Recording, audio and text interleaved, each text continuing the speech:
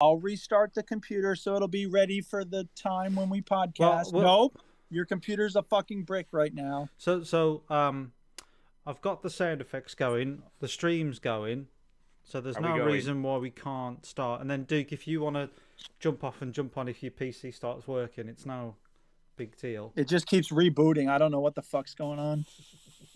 Yeah, let's just stick like this for the minute. She's looking over there. She's looking over there, but she's looking at she's looking at the camera there. But she keeps looking at the pictures. She keeps looking at you.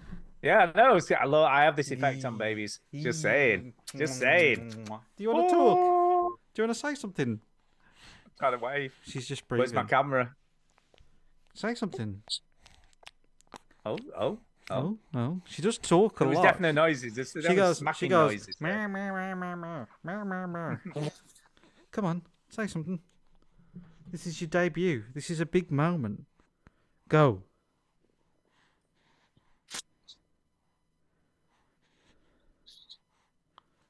No.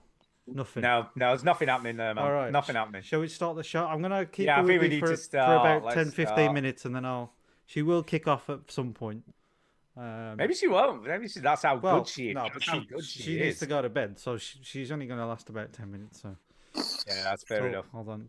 Okay, Duke, are you okay with us just sort of going, and then if you've got I mean, you shouldn't wait on me because who knows what the fuck's gonna.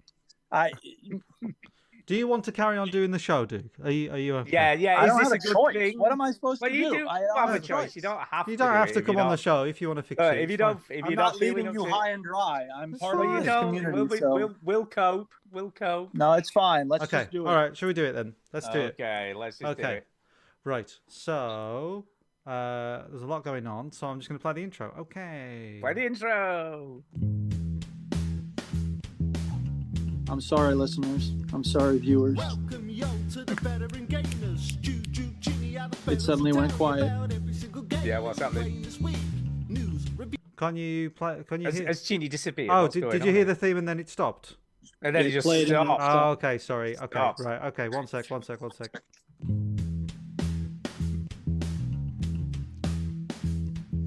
Welcome yo to the veteran gamers. Juju, Ginny, other fellas will tell you about every single game that we play this week. News, reviews, and an indie pick. Stu story time and Chinny's game. You're very cute, Rose. Here comes Duke with the soundbite savior. No, Duke's not doing anything because his computer's all fucked up. It's the veteran gamers. Piece of shit. It's the veteran gamers. His PC just suddenly decided to stop working. He doesn't know what to do about it. Just moronic commentary and stupid sound effects. It still doesn't make any sense. You have to press repeat, yo. Hi, Duchess. I can't even tell you how British to be back British. Wow. Been texting Josh about what to do. Hello and welcome to episode 732 of the Veteran Gamers podcast. This is gonna be. Hi, everybody. I'm sorry. I'm just really pissed off because my computer is just a piece of crap right now. Yeah. Okay. All right. There's a lot going on here. So. I'm Stu. Yeah. I think. I'm Duke. And I'm Chinny, and this is Rosa. Rosa's here. Hi, Rosa. Wow. Can I just say, right, I'm going to get this off my chest to start with, right? I don't think I've ever seen Duke so angry. Yeah, can I just say? He's very angry. His PC's not working. He's very angry. He's very angry. But I've said this before. I'll say it again. There's nothing that makes me as angry as technological problems. Like, if mechanical issues go bad, if I can't get out of my driveway, I roll with it. I'm like, whatever. The light switch doesn't work. Like, we don't have heat. It's frustrating, but I'm able to roll with it. When technology doesn't work, when my computer doesn't work, it makes me fucking livid. I'm so furious. I don't know what to do. Rosa was talking to you then. She was. I think the problem with technology is, right, with mechanical things, you can take it to a garage and you can kind of usually figure out what's gone wrong. You know, it's like, oh, well, it's your alternator or your distributor, or on your car, I don't know, the motor or some cog. I don't know. But with PCs, they're just so unfathomable sometimes. You do stuff and you've no clue. And you're searching on the internet and everybody's got a different theory as to why something may or may not be working, and it's difficult, isn't it? Sort of filtering all that shit to try and actually find out the cause for some. And sometimes it's just something really ridiculous that you would never in your life have ever thought of. No. And I think that's why technology is so frustrating when it's like that. I mean, at least difficult. I have Zoom on my phone, so I can be here because everyone needs to benefit from my joyous disposition. I know. It's just a full of bundle of joy, like Ginny's baby Rosa. But you're a bundle of joy. It just keeps going back and forth to like diagnosing your PC, attempting automatic repair, restart, advanced options. Like, at what point do I just throw it in the fucking snow and smash it with a hammer? I think it's just like one of those things. When it says like it's going to take an hour, maybe it's just going through the process and it will take an hour. I did that. I clicked on like do whatever it takes, and then it just spun through it, and then it came back to this. Yeah. You see, it's like mine. When mine broke, it could have been any number of things, but weirdly, just changing the motherboard fixed it. But it wasn't. It was only because something kept just shorting out when you tried to boot it up. It would just short out. But the guy at the computer shop couldn't figure out what it was, and then I looked online, and it took me a bit to find it. But then someone said, "No, they had this issue, and it was the motherboard, so I had to switch out the motherboard." But that's the trouble. You just never know. It's so difficult to diagnose this stuff. That's the issue. James Bevan said, "Get Hardly Dan on the case."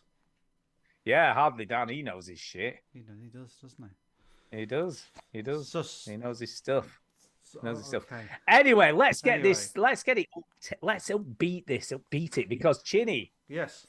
I know, right? I know that we'd agreed we were going to play the Alan Wake expansions, but I've got a suggestion. Well, I've already played those. Well, I haven't played them yet. Just skip them. I've got honestly, I played the Alan Wake expansions, right? It was absolute dog shit, and you just basically end up in the same place for the end of the game. It was just not worth it, so just don't bother playing them ever. So, I've got a suggestion. I don't know why I thought of this the other day. Yes. But it kind of involves Duke, but I'm not expecting Duke to play this. Well, you need to PC to play it on first. Yeah. I'm not expecting Duke to play this. Okay. But I'm going to suggest we play Heavy Rain again. Oh, because I think we should do it. Right? Just to see how badly it holds up after all this time. Jeez. And it's not that big a game. It's not that big. And you can pick it up so cheap. It's cheap as chips. What do you think? I think we should do this. Rosa, what do you think? I know you're not talking to me. No, we're not talking to you. We don't expect you to play. I would love Duke to play the game. Yeah, I think Duke should play it. I want Duke to play it again in his current mood. Yeah. I think his PC would end up broken in the snow. I think he was smashing up with a sledgehammer. I want Duke to play it now. Yeah, play it right. I think he needs to start it right now. Colin Allcar says, Rosa looks so alert. From now on, it's the best parenting adventure. Gone are the boring baby stages. Oh, she's ready to go. She's like, let's do this. It's a tough one, isn't it, Alan Wake? Sorry, not Alan Wake. Heavy Rain. Heavy Rain. Can I think about it, Stu? Because no, come on. Because I tell you, let's do this. Because come on. I don't know if we can do it. Can we do it in a few weeks? Because I just want to catch up with a few games. Is that a deal? I guess. But God, we could just play a chapter a week. They're not very long, are they? Yeah, but it's still. I don't have a lot of time. No, I know what you mean. I know what you're saying. Can we do it? Can we just see out January? Can we start it in Feb? Okay. Because it came out. Let's commit to it came out in Feb, right? So okay. So we can do like some sort of 14 years later nonsense or something, right? Yeah, because it's a long time, isn't it? Okay, yeah, okay, but just give me Jan. Just give me Jan. Okay, let's have January. But I agree. Our next one, I was going to say that to you actually. Let's have a break from that because I need to catch up because I've played. I know. Well, I want to finish games nothing. As well. Yeah. And I want to get some shit finished. Yeah, I don't know what this sound effect is, but I'll just press it. This timeline sucks. Oh right, okay, yeah, it's the Back to the Future. Yeah, there you go. Brilliant. So, do you have any? I think it does at the moment. That's rather apt, isn't it? Because for Duke, this timeline does suck at the moment. Yeah, it does. Yeah. Totally. So, do we have any story times? No, I don't. I've not really done a lot this week apart from play some games. You know what I mean? Nothing of any note has really happened. I know. Duke's got a current story time happening right now. He has. He's got a current story time. Computer hell is what it's called. And this is on top of.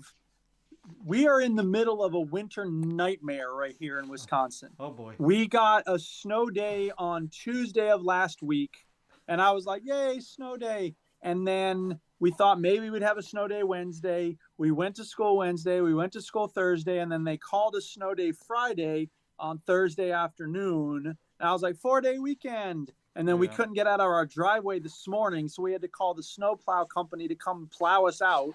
And they did. And then my tires were like too low on the air pressure. So we had to go to the fucking gas station and sit there in the freezing snow, inflating our tires. And then we got to brunch. Sorry. It's like Duke's really doing the sound bites. Sorry. Like, I came back. We were happy. We were like, yeah, we had brunch. All right, I'm playing video games. I'm going to go try to take a nap. And then I'm going to safe mode.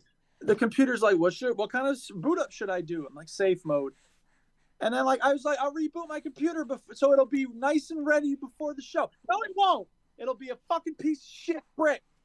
If I understood why it's doing this, that would be one thing. I'm sorry. I'm just really, really angry. It's okay. That's okay. You know, I wouldn't have known. I couldn't tell. Like, we all get angry, though. We've all been angry. I was all set. I have all these notes. I have all these games I've been playing. I'm in I was so ready to be in a good mood. And then the computer just came along and said... Can I just say I very rarely get angry. I do get very okay, but it takes a lot. It takes a lot for me to get angry. I don't get angry very often. Just disappointed. It's true. It's disappointed. Super Mario. Do you know what? I have got a kind of story. Oh, okay. One sec. My favorite time. It's story time. Yeah, actually, Armar is just the person I need to ask. Yeah. He's just the person because my mate Nick came around this week and we decided to have a retro gaming night. So I got the retro pie out. Oh, yeah. Yeah, rigged it up. And because we've got the new conservatory, extension, we can push the table back, stick the projector on it, rig it up to there and have a nearly 100-inch screen on the wall of the conservatory, which is great. Yeah. For playing these really highly pixelated games. But yeah, reason that Mario, I need some help because could I remember how to get back to the menu screen without resetting the whole thing every time? So once I was in a game, I had no idea how to actually... What are you talking about? What? You know, the retro pie. The retro pie. Oh, God, yeah. I was like, because it's quite a while since I've played on it, it's right? Been a while. We just bring it out. My brother-in-law plays his all the time. But I can't remember. I couldn't remember how to get back to the menu screen. I think you just reset it. I think you just press the reset. No, there is. I remember there being a shortcut, but I can't for the life remember what it was. There was some shortcut you did by pressing a combination of buttons on the controller. I think I always just resetted it. I think. Yeah, no, but it's a right pain because you've got to wait for it to all boot up again. Yeah. So, Armar, whilst you're in the chat, mate, do us a solid and let us know how the fuck to get that, mate. So I can fucking play without having to reset the bloody thing every time. So, yeah. Yeah, so we had a cool gaming night. I'll talk about what we played. We did play a couple of games. Yeah. And it was pretty good fun. I haven't actually put them in the game thing because I forgot about it until just now. You forgot. I know, I forgot all about it. All about it. You know what I'm saying? Yeah. You know what I'm saying? Okay. So yeah. So I'll talk about that after. Right. Shall we actually start talking about a bit about what we played in the last week? Yep. Bitch. Yeah, bitch. Yeah, bitch. Play my game, bitch. Mr. Chen, this is Child Protective Services. I understand you were showing your child dancing to something called Play My Game, Bitch. Would you like to explain this? We have video evidence. I feel like Rosa was enjoying that. She's enjoying herself. Yeah, that's nothing about Rosa enjoying it. This is about you treating your child correctly. She loves dancing. She will love it. She loves dancing. It might look like that, but she's actually being traumatized for life. She was loving it. She can't hear it. She can't hear it, dude. She can't hear it. Yeah, she's like, what the hell am I jigging to? There's no rhythm here. What is going on? Look at it. We're trying a system restore in case anybody cares. Like, yeah, we don't. I've reached the point where I'm just like, I'm just clicking random shit at this point. It's like, whatever I need to do to get my computer working again, let's give it a shot. Well, that was the play my game bitch theme, wasn't it? So shall we talk about Portal? Oh yeah, shall we talk about that? Yeah, let's talk about not just Portal Revolution. Portal Revolution. So there was a new fan-made game that came out on Steam this week. Yes. And this showed up on the day I had a snow day. So I was like, all right, hey, I got a snow day. Perfect. And there's this new Portal game out. Let's give it a try. So I gave it a try, and I was playing it, and I was like, you know what? Hey, Stu, Chinny, give this a try. See what you think. Get on it. Yeah, get it on. Yeah. So y'all played it. What do you think? Yeah. Yeah. Well, no, I thought it was all right. I only played it for an hour just before the show, and I the voice actor was the main sort of like, reminder that this isn't a real Valve. Yeah, you could tell he wasn't quite there. It wasn't quite as good as a Valve this mic closer. So yeah, but I was kind of into it because it was. I never got to the bit where you have both blue and orange portals, but it was definitely sort of progressing that way, like a real game would. Because I feel like a lot of these mods are like, they just jump straight in. The difficulty curve is like super super hard. Whereas this feels like it's been thought out and gone, no, this is your tutorial for dropping a box on a thing. This is your tutorial for jumping. This is your tutorial for the ball. So I thought it was like a well fleshed out, well made mod of one of the problem is it's a mod of one of the greatest games ever made. So like it's never gonna be that. But I thought it was all right. And the second one of the it was like really early on, one of the second puzzles. I was like, I've really stuck, and it's been a minute since I've played a Portal game. It's been 12 years. So I was like, and it was so simple how to do it, and I was struggling. But apart from that, I thought it was good. I thought it was like a nice take on it. I'll tell you what I thought. I thought this was pretty excellent, to be honest. What I've played so far, and I've just got to the bit that made me really grin. So you may or may not. I don't know whether you're as far as this, Chinny. No, I got the last one I did was the ball. You know, you got to throw the ball on the. It's like you do like a really big jump and there's a ball. Basically, the first time you see a ball, I know you're talking about. And you collect the ball and you put it on the ball thing. Yeah, that's where I am. There's because the ball doesn't. The ball just barely makes it across. Yeah. Yes. Yeah. So there's a so it's the one where they're bouncing up and down and you have to time your jump on the platform. You see, that made me grin when it fires you backwards when he says you've not been properly calibrated. Oh yeah, that's good. And you hit the window. It fires you backwards. Yeah, and it's the window. That's pretty funny. There's funny. Some pretty funny moments.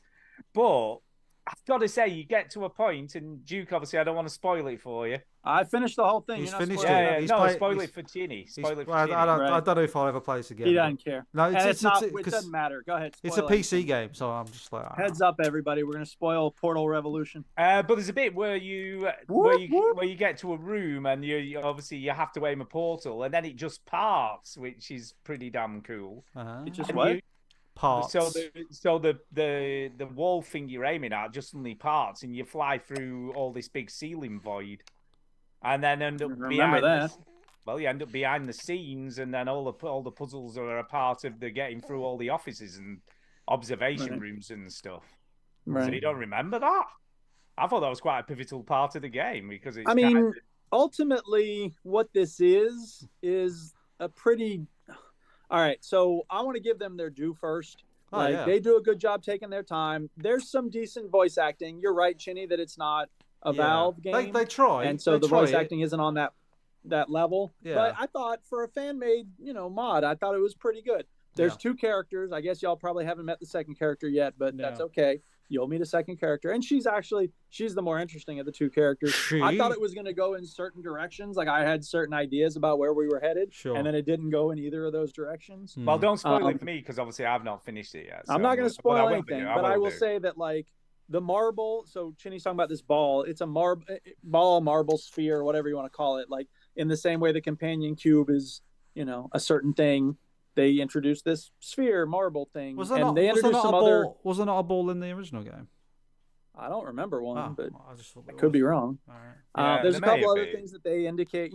They introduce new, which is pretty cool. The story ends up being very disappointing, like very. Really? And, I'm a writer. I'm an English teacher. I'm a creative writing teacher. Like, story's really important to me, and the story in this is very disappointing, and the ending is just mind-blowing in how frustrating and disappointing the ending is.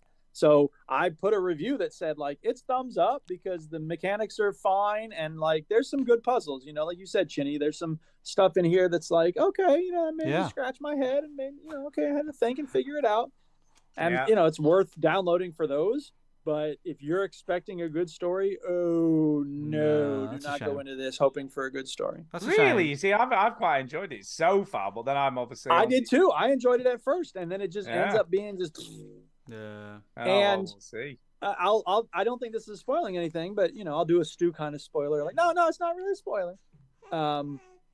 I was so disappointed with the ending. I went on the Steam discussions, and I was like, hey, for the record, like, people were complaining about the ending and people were complaining about the story. And I was like, and somebody came in trying to explain, like, I think the point is this, and blah, blah, blah. And they were saying something very basic, which I don't want to get into, but, it was just so ridiculous. Like, I could totally see one of my very young students trying to be like, I'm going to explain this game to people. It's like, no, you're not. You're not explaining anything. Shut up. Sit down. Anyway. Sorry, Rosa. What do you think, Rosa? That's what Rosa thinks. Yeah. Right. There's a few laughs along the way. Anyway, so I registered my complaint on the internet, and I would play Comic Book Guy talking about how I believe they owe me as a loyal fan. Yeah. One of the developers responded, and they said, we ran out of time. Like, we had ideas for what we wanted to do in the end. We had ideas for expanding the story, and we just, one of the voice actors had another job, and we had to launch, and we just had to rush it. So Rosa's got something to say. Hang on. Yeah. Yeah. You tell him, Rosa. Yeah, that's what Rosa thinks. What do you think? So, they know it wasn't great. They know it was pretty lackluster. And at the end of the day, it's one of these things where they just...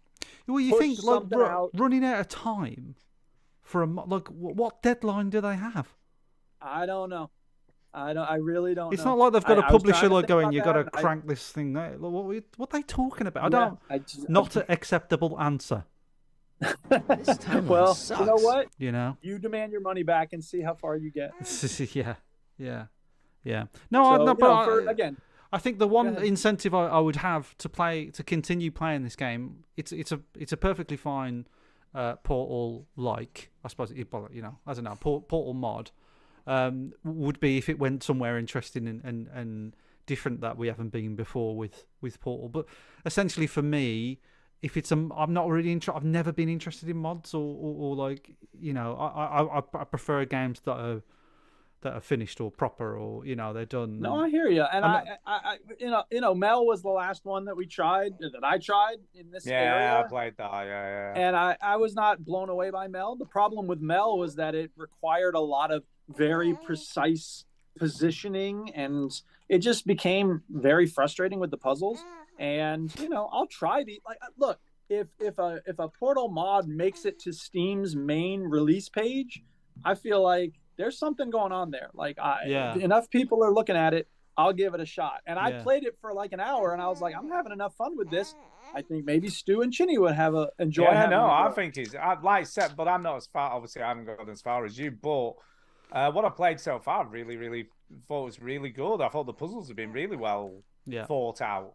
Yeah, where they're just tough enough that you've got to think about them, and then when you suddenly you definitely get the eureka moments. You know what I mean? Where you're like, that's what you need to do. Yeah. And that continues. Like, again, the puzzles, the UI, the new elements they're introducing, those are all pretty funky.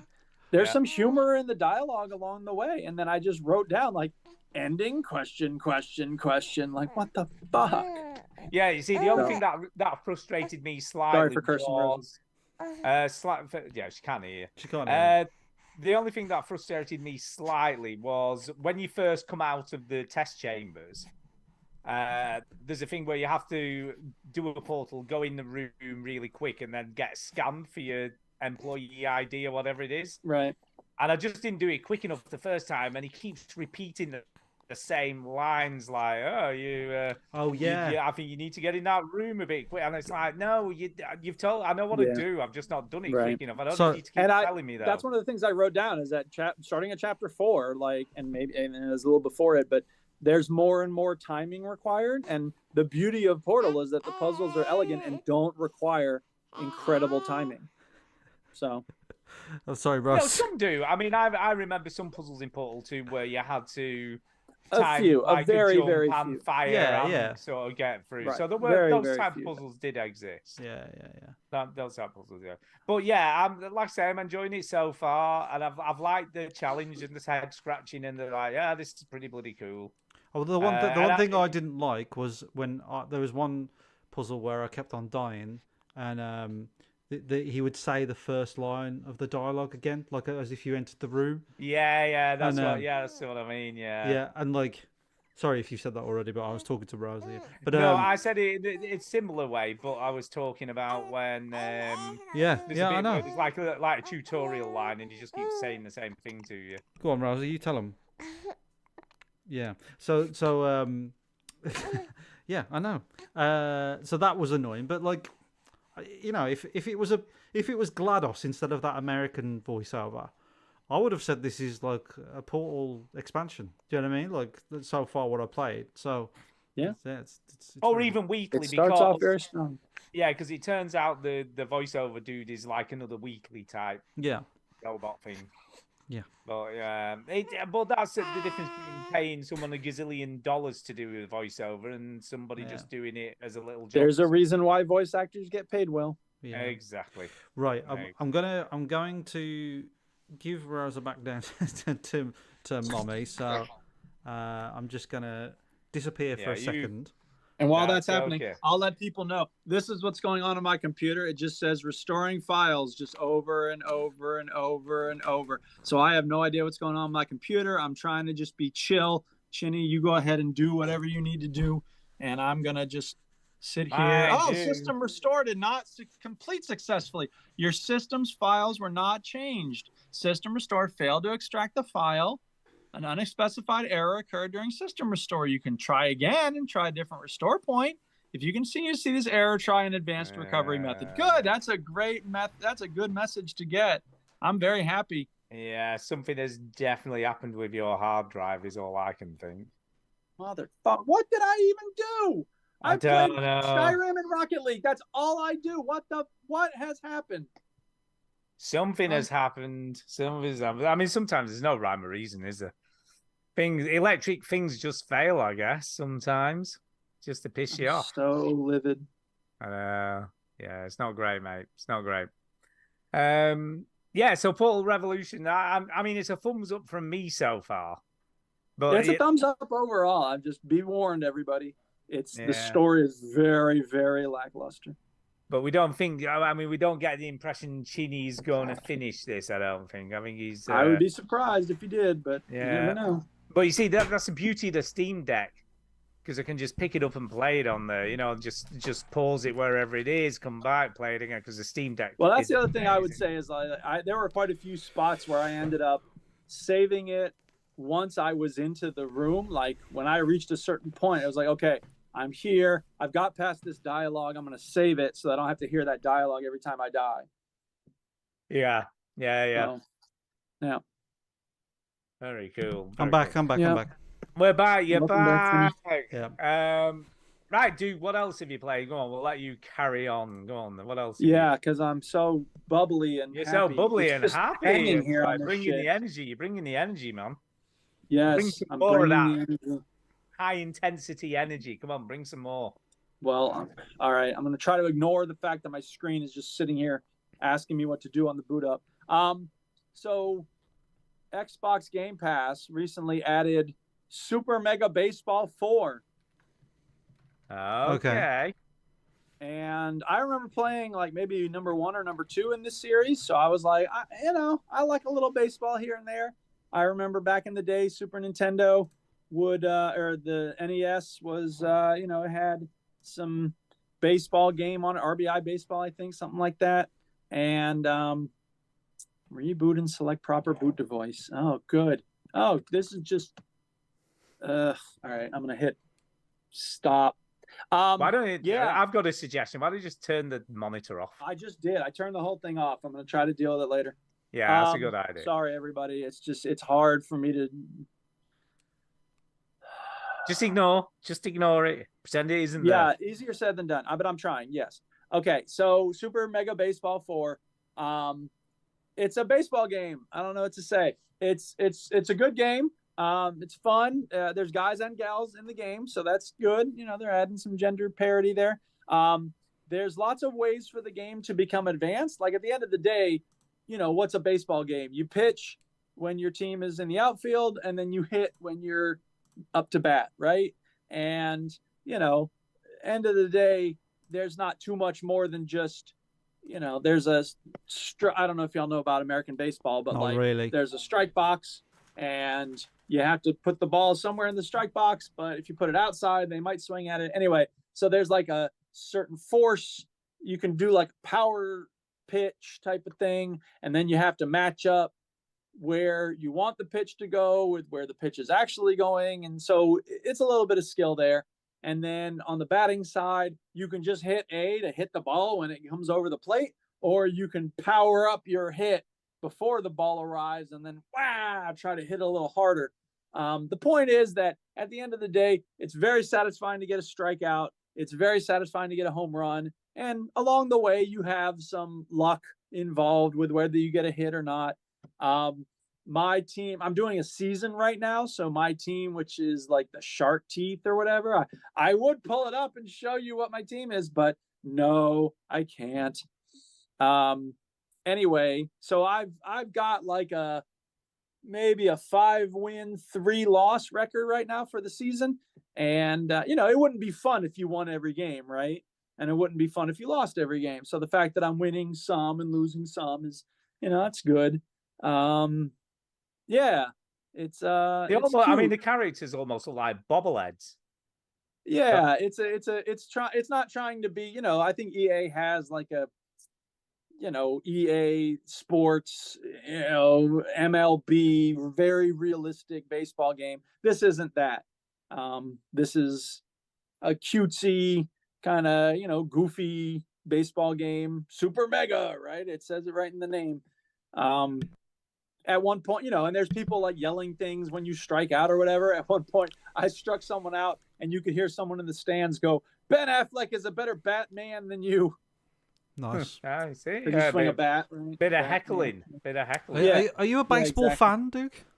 No, not really. It's one of those things where it's like, there's certain sports that every once in a while, I'll give them a swing on video games. Tennis, golf, baseball. I never really got into American football or, soccer, kind of. But what I hear about FIFA these days makes me think I should just stay the fuck away. Yeah. So, yeah, stay away from FIFA. Yep. So, it's one of those games where like it showed up, Game Pass was like, "Hey, we have this. You want to try it?" And I was like, "Yes, I will try that." And I'm glad I've tried it. It's fun. I'm having a good time with it. At one point, the announcer does a little ad and he comes on and he goes, "Humboldt's Franks and Beans now with clams." Nice. It's just like, oh, nasty. It's kind of funny. I've got to say, I'm looking at this. It's like there's a lot of these players, right? And I don't want to sound like I'm being prejudiced here, but they look fat. That's a great way to start a statement.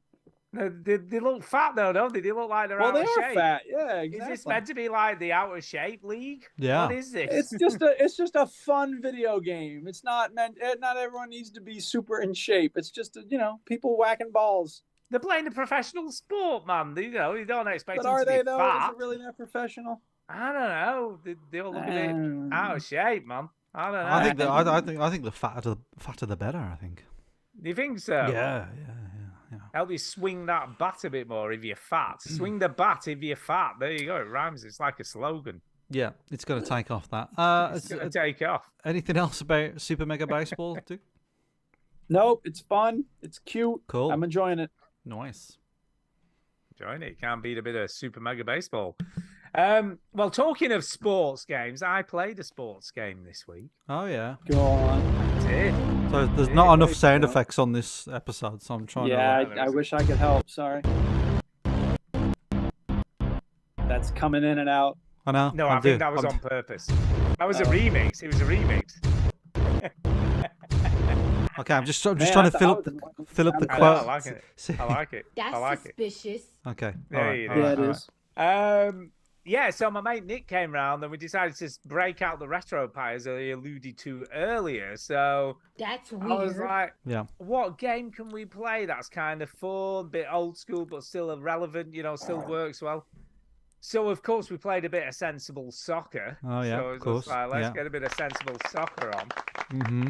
And do you know what? I've still got the touch. I've still got the touch.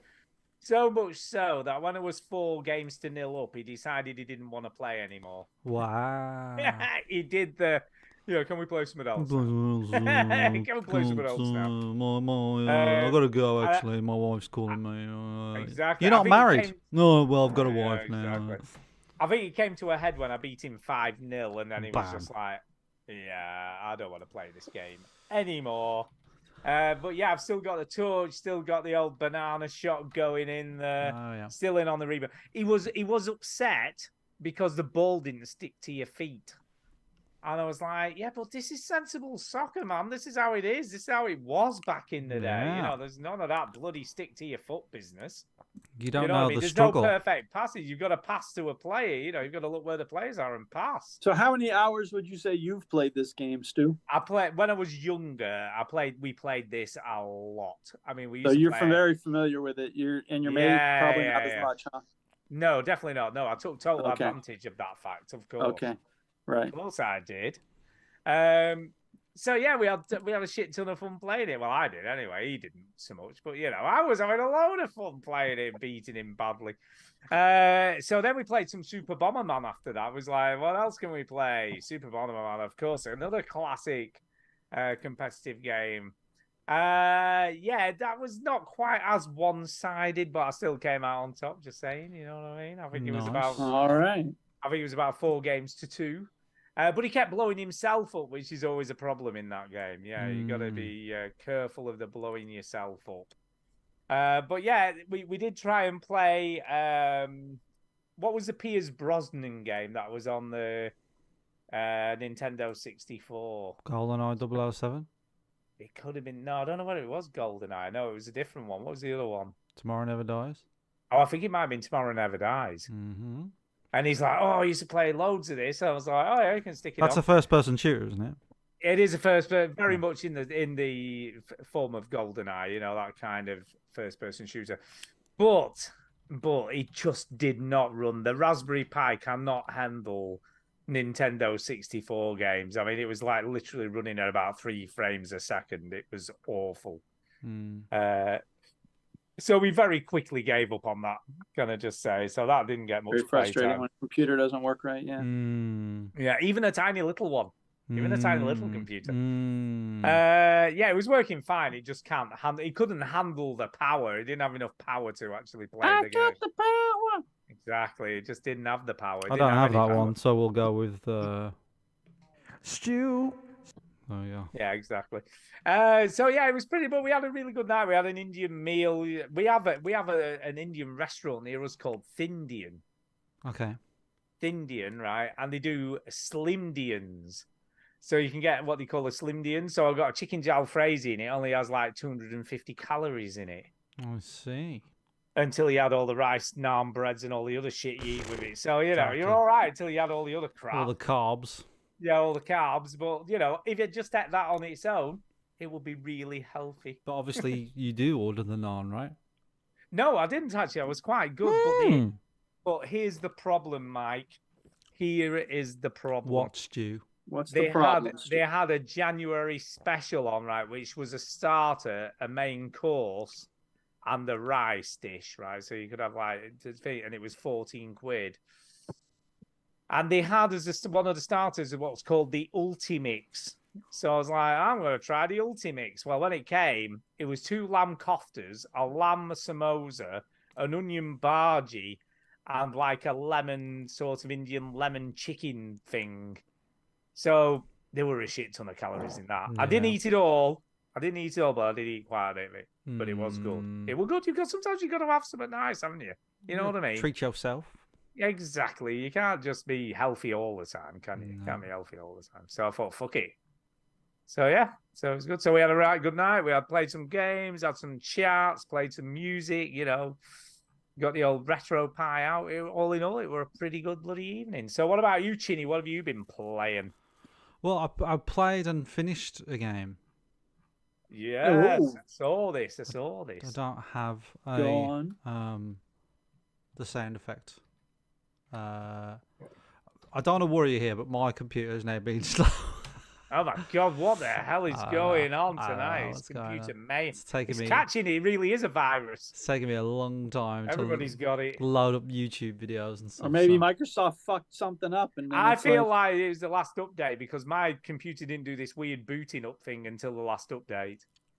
And now it just sits there for about 2 minutes before it actually comes on. It's a bit weird. Chrome is being really slow, or YouTube's being slow, or I think it's just some shit's going down. Everybody, the world's about to implode. Everything's about to stop working. So anyway, I played a game called Cocoon. Cocoon. Yeah, you finished it. You say, huh? I finished it. I'm going to skip the fact that I can't load any footage of it for now. And I will skip the fact that I've lost my notes for it. How fun. Let me search for it. So yeah, Cocoon is the one half of the Inside and Limbo people, isn't it? It is. It's got pedigree, man. They've got pedigree. It's got pedigree. So the other guy did that Somerville, didn't he? Yeah, not so good. Not so good. And then I feel like I know who's the quality side of this partnership. Well, you say that, right? You say that, because so Cocoon is like you're this like weird little bug cockroach thing, and it's sorry. I'm trying to find my notes. I'm sorry. I apologise to everyone. I'm sorry. I think this was the show where everybody's distracted. It's just bloody mad, isn't it? So why is it invalid? Dickhead, bro. Oh my God, what is going on? What is happening? Just, everything's gone mad. The world's gone mad. Yeah, so Cocoon, you're talking about Cocoon. Cocoon. The game. Yes, the video game. One half of Limbo Inside Man. Yeah. Oh, my Chrome extension is. Well, sorry, my. Oh Chrome... my God! Not an inside man, as in someone who's an inside job man. Just like you know what I mean. My PC is like proper slowing down here. Right. Well, just carry on. We can still hear. What is going on? Just ignore it. It's fine. It's all good. Right. So yes, I played a game. Frustrating. I know. Yeah, I wouldn't know. I can get it on my phone. I can get the notes on my phone. So Cocoon is like a game where you've got orbs. And then you can go into the orbs. Yeah. Yes. And then there are worlds within worlds. Worlds within worlds. And I was playing it and I was thinking, okay, this seems fine. Like, it's not anything. Look, I get it. Straight away I get it. And I was like, yeah, I get it. Yeah, that's fine. And I get it. You got to solve a puzzle, but you need this orb, so you go into that orb. I was like, yeah, this is okay. It's okay. And it's a puzzle game where you can't ever go wrong. Considering how complicated it is, you can't fuck it up. In a way, like you sort of can. No, you can not work something out. Yeah, the only way you can't progress is you can't screw it up irreparably. Yeah, the only way you can't figure it out. So the only way you can't progress is if you don't know what to do. But you can't. It's amazing that you don't make a mistake by putting the orb in the wrong orb and getting trapped. Like, there's no way of getting trapped, which is amazing how they've designed. It's made it kind of idiot-proof. Yeah, they've made a puzzle game that's just so well designed that I don't know how they didn't snooker themselves making this game. They must have tested the shit out of it because it was incredible. Yeah. And it does little things of like closing off doors, so like you don't have to go through them again, or you've used something then it just disappears because it's like you've done with that now, you don't need to use it again, which some might argue, oh, that's really sort of hand-holdy, but I just found it quite nice. Do you know what I mean? Like, okay, I don't need to stress about that stand. I don't need to put the orb. Go like, oh, do I need this to something else? Yeah. No, it's like the game's just saying, you've done what you need to do with this. Move on. I didn't like how it's really abstract, isn't it? I mean, like we don't even know like where you are, what you're doing, God, no. The shapes that you're fighting, the things that you just turn into blobs and you're flying on blobs. No, but I love the boss fights. I thought the boss fights were so clever. They're probably the least most abstract things because they look like a spider or they look like But everything else just looks so random, and that sounds like I'm like paying it a compliment. Well, but I'm not. These like alien worlds. I know, but I'm just like, what the fuck is going on? Right. Oh yeah, it is definitely an head screwer. So you say what I came to the conclusion of was like, you're right, Stu. This person of the duo that made Inside and Limbo, it feels like this person who made Cocoon is definitely the gameplay. Complicated, clever, oh my god, mind-blowing guy. Concepts, right? Cool concepts, yeah. But definitely. The other guy is the guy that goes, yeah, but we should set it in something that's creepy or something that's a bit more grounded. Aesthetics. Because his game was Somerville, where it was set in Glastonbury. So, because the one thing I loved about Somerville was the setting, like where it was. Relatable. You could relate to it. So it's like, I think this is my conclusion, but I think that the partnership is poorer for being separate. Definitely, I think, and I'll be honest with you, I think if they'd both worked on Somerville together... Or Cocoon, I think both games would have probably benefited from that. Yeah. Definitely Somerville, because I do think the mechanics were pretty atrocious. And I think if this guy had got hold of the mechanics and gone, right, this is how we need to do it, this is how it needs to be... I think it would have been infinitely a better game. Now, don't get me wrong. The orbs do have their own look, but it's literally just a bit of colour and some swamp. Or it's so out there in terms of what you're looking at. It feels like there's nothing to grab onto in terms of like, I'm just walking around blobs and shapes, and it feels like you're just walking around, just some mad painting that you just have no connection to. Whereas I feel like the other guy would have sorted that out. So that's my opinion. I feel like they should get back together because these games are fine, but there could have been so much better. I finished the game. There was a moment in. Have you finished it, Stu? I'm very close to the end. I need to go back and finish it. I'm very close to. There was a moment in this game because there's a lot of it where you're in an orb, so you go into an orb, there's a world, and then you go back to the overworld, and then you find out that the overworld is an orb, so you go out of that, and you're like, oh my god. So then you've got these 3 orbs, and you have to constantly swap around these orbs, and it's really, really clever. And then I was like, well, what else is this game going to do? And there was a moment in this game that fucking blew my mind, because like I was just like, what the fuck have I just done? Like, I don't even know how I did that. And then it's like, that orb is in that orb, but I'm holding the orb. Like, what? What is going on? Proper mess. And I remember sitting here, right here, thinking, what the fuck has just happened? And that is a really cool moment, isn't it? If you can... isn't it brilliant when a game does that? Where it gives you that realization brilliant. That you've just done something fucking that just blew your mind. Yeah, that just was just like, oh my god! And that they thought that up. They thought like, this is what we need to do to design this game. The fact that it was all done with no tutorial, no dialogue, all with one button press, is very impressive. I did love the game. I just feel like that the partnership. So let me ask you a question. I need to ask you a question. So, had you played this game last year, would it have been... So what would it have been in your top 5? What was my top 5? I can't even remember. I don't know. I think Spider-Man 2. Spider-Man 2. I think Roller Coaster. Whatever. I've got it. Roller Drome. No, I've got it. I've got it here. It's a piece of paper. So, Spider-Man 2, Resident Evil 3, Roller Drome, Arcade Paradise, Planet of Lila. It definitely would have beaten. Yeah, it would have been third. He would have been third. So what would have been second then? What was second? Resident Evil 3. Maybe yeah. It might have been second. That would have been the debate, I think, whether it was second or third. Yeah, I was gonna say I'd have thought that would beaten out Resident Evil 3. It might do. It might do. Yeah, it wouldn't beat Spider-Man, but it might beat Resident Evil. If I thought about it, yeah, maybe it would. So, but that's the thing, right? I've done such a bad job this year of last year of playing video games that I'm going to say this publicly on a public forum on this podcast that I have now written down my backlog of video games, right? All right. Yeah. And it's a lot. It's 61, and these aren't even all of them, right?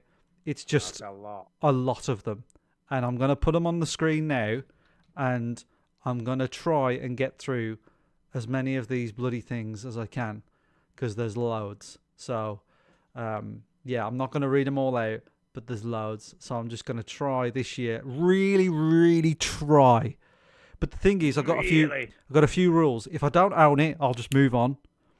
Right. And also I'm going to try and play games that come out this year. So I'm being very ambitious this year, right? Well, I must admit, I've already got my eye on one that's coming out in Feb this year, which is looking pretty interesting.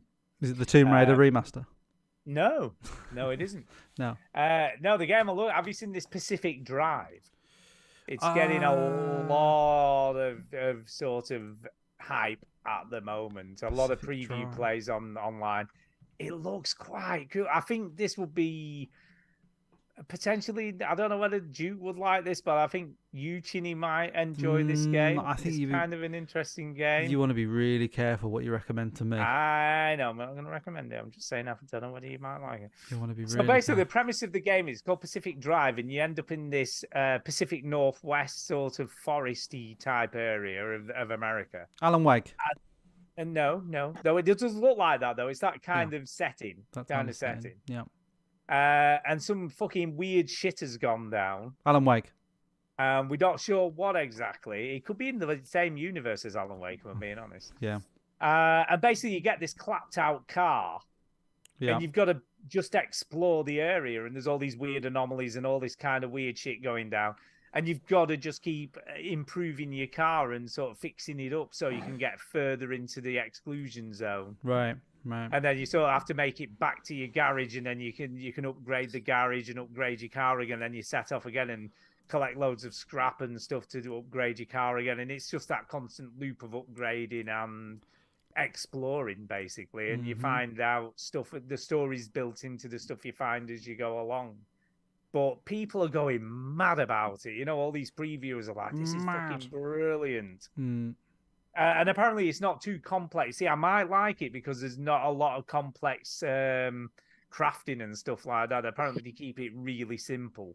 Right. So that you never get frustrated at sort of, and the next like upgrade isn't that difficult to get to. So you're constantly sort of searching for that stuff you need for the next upgrade to your vehicle.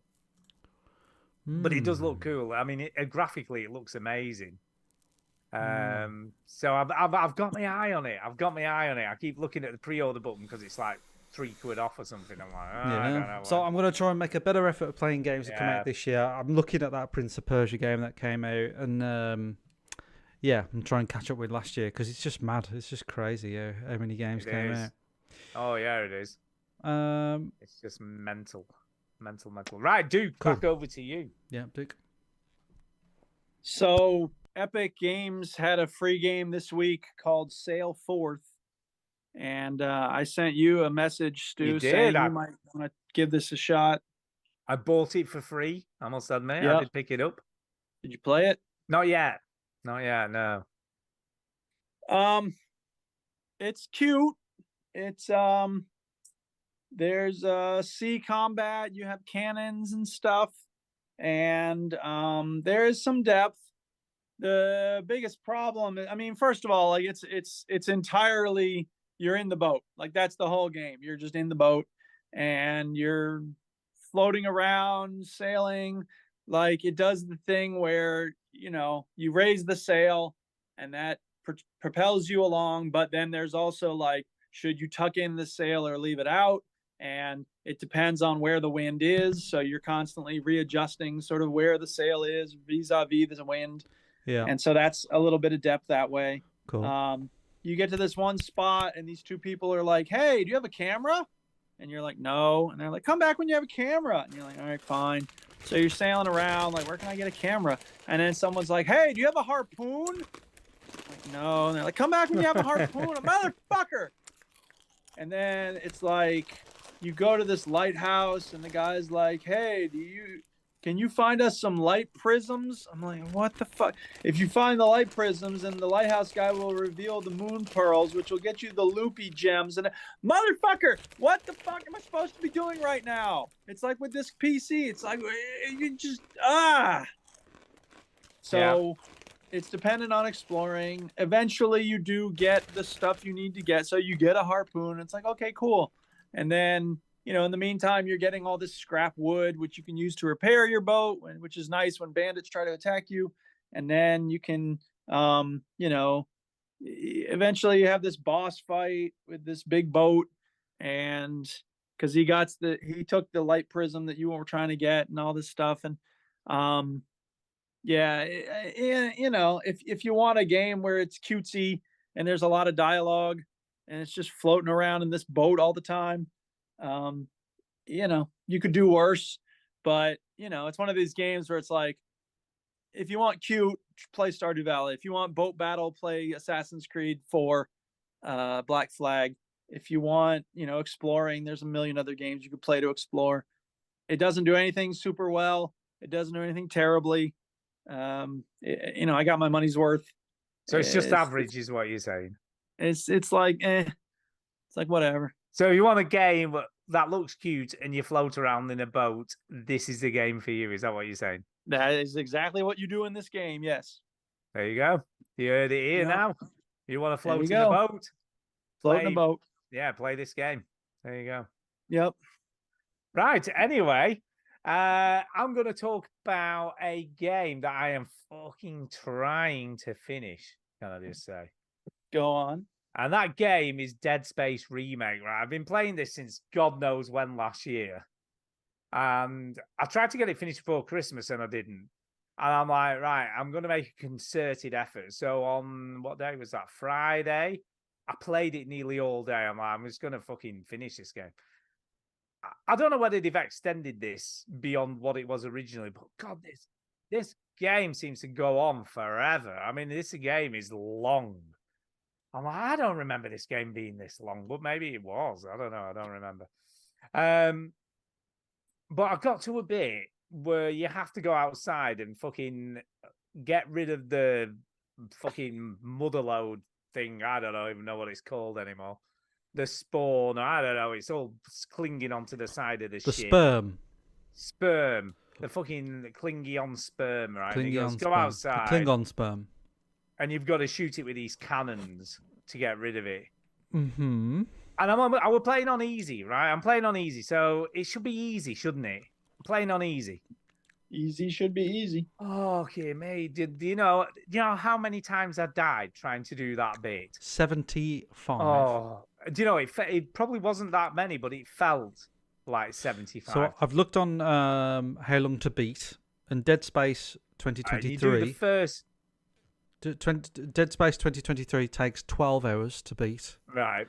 And Dead Space 1 takes the original 2008 takes 11 hours to beat. Really? So it is the same or similar? More or less, but when it says main and extras, it's 13 hours on the old game and 15 and a half. So it looks like they have added some bits to lengthen it out a little bit more.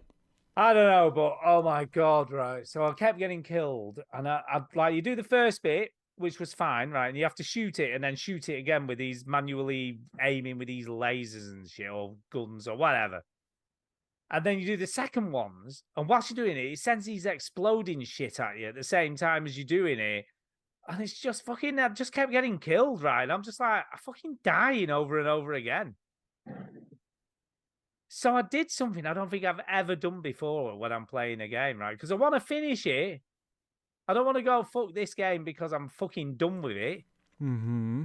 So I put it in story mode, right, which is the easiest setting. There's no combat; it's just story.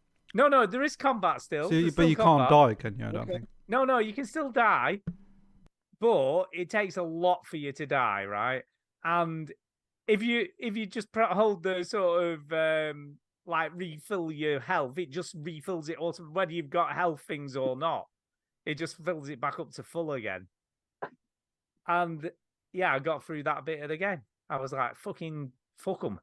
So I did it, and then I put it back on the easy setting again. But I've got to the point where I'm like, I'm not fucking getting frustrated. You know what I mean? Where I'm just going to sit there and just get killed over and over again. Because life's too short, Stu. Life's too short. It is.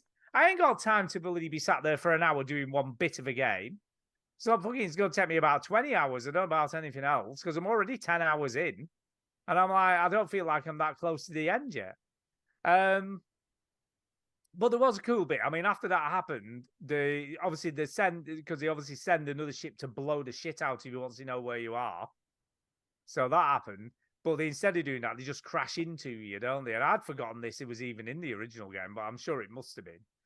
And then you have to go on that ship to get the core out of it so that you can sort of put it in the core of the other ship. I don't know, some escape thing. But you played this because I only played it when it came out, but you played this like more. No, this is only the second time I've ever played it. I only played it when it came out. I played Dead Space 2 again. Oh, okay. Dead Space 2 twice, but I've never played the original Dead Space twice. So I can barely remember, right? I'm like, oh yeah, I've forgotten all about this thing. So you go around that ship, get that out, and then you sort of come back in, and there's a mad scientist who sends the hunter bloody thing on you that never dies. And that's annoying as all fuck because it just keeps taking all your bloody weaponry and all your health and stuff. And then you get a save point, and then you barely got any health left, and you're just like, for fuck's sake. Which I get because it's a survival horror game, so you're meant to feel on edge all the time. But there's a point where sort of frustration overtakes the enjoyment. Does that make sense? I can't relate to the idea of very deep frustration, but yeah, exactly. But you don't, Duke. You don't play scary games, do you? Really, because of this, because it's frustrating. That's true. Yeah. But yeah, I just got to the point where I'm like, I can't be doing with this shit. I want to feel like a fucking badass. So that's kind of what I did. I thought, fuck it. And it's been far more fun when I can just shoot the shit out of everything and kill everything very easily. Oh, yeah. Can I just say, it's way more fun. Why don't you just put the whole thing on story? I think I might do. What I'm doing is when I get to a bit that's frustrating, I just put it in story mode. Just keep it on story mode. I think I might just do that. What's the damage? There isn't anything. But we have this weird fucking macho thing where we feel like we've got to play a game on hard difficulty just to fucking say we finished it on hard difficulty. You know what I mean? And there's no enjoyment. When was the last time you finished a game on hard difficulty? Oh, do you know what? And I'll be honest, I reckon the last game I played on hard difficulty and finished was probably Gears of War, the original one. Oh, yeah. Classic. But that is kind of fun playing on but you probably did that on co-op, didn't you? Yes. Yeah. But you still like one shot dead and all that stuff when you play. But you got a second chance because people can pick you up and. Yeah. But that was still fun though somehow. You know, even playing on that what it sounds really like you're saying, setting. Stu. What it sounds like you're saying is, they don't make them like they used to. No, it's just. They don't make them like they used to. They don't. Well, this is based on a game like they used to, so it should be like they used to. But it's been all modified. I don't remember it being this hard, and I'm sure I played on normal the first time. Yeah. I don't remember it being this difficult. And there's just fucking enemies coming at you left, right, and centre constantly. You know what I mean? I don't remember there being this many enemies. Yeah, probably wasn't. Maybe like, is there a chance that as you get older? Because I thought Alan Wake 1 was really tricky. And I played that on normal, and I was like, you see, I played that on normal. I have no issues with it, but I was don't like, know. God, was it this hard when I first played it? But I feel like as you get older, you get more frustrated about stuff like that because you're like, I'm too old for this. Like, I can't be dying. I ain't got time for all this shit. Whereas, like when we were younger, we were like, oh well, I don't know. But it's time. Time's a problem, isn't it? Because you want to play other stuff, so you don't want it to be so fucking hard that you can't do it because you're constantly just reloading every 5 seconds. And dying again, and reloading and dying again. The problem we have is that we have to keep playing games just to make sure that, we got games to play. Yeah, I've got other stuff to play. I don't want to be playing this forever because I'm fucking stuck. Exactly. Oh. But that being said, I'm playing it on easy, like super easy mode. I'm actually quite enjoying being a badass. Yeah. You got to be close to the end then now.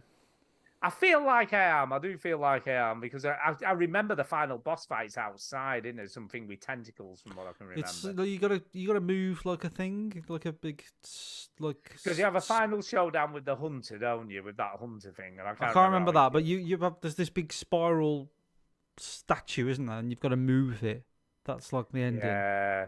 Yeah, the marker. The marker. That's it. Yeah. You got to move it around. I remember that. That's all I remember. The real question is, how many lesbians are there in the game now that you've gotten through it? Well, I'll be honest with you, dude. There's only been that one token reference to a lesbian. Oh, thank God. At the beginning of the game, and that was it. The one where they went, yeah, better get that in there.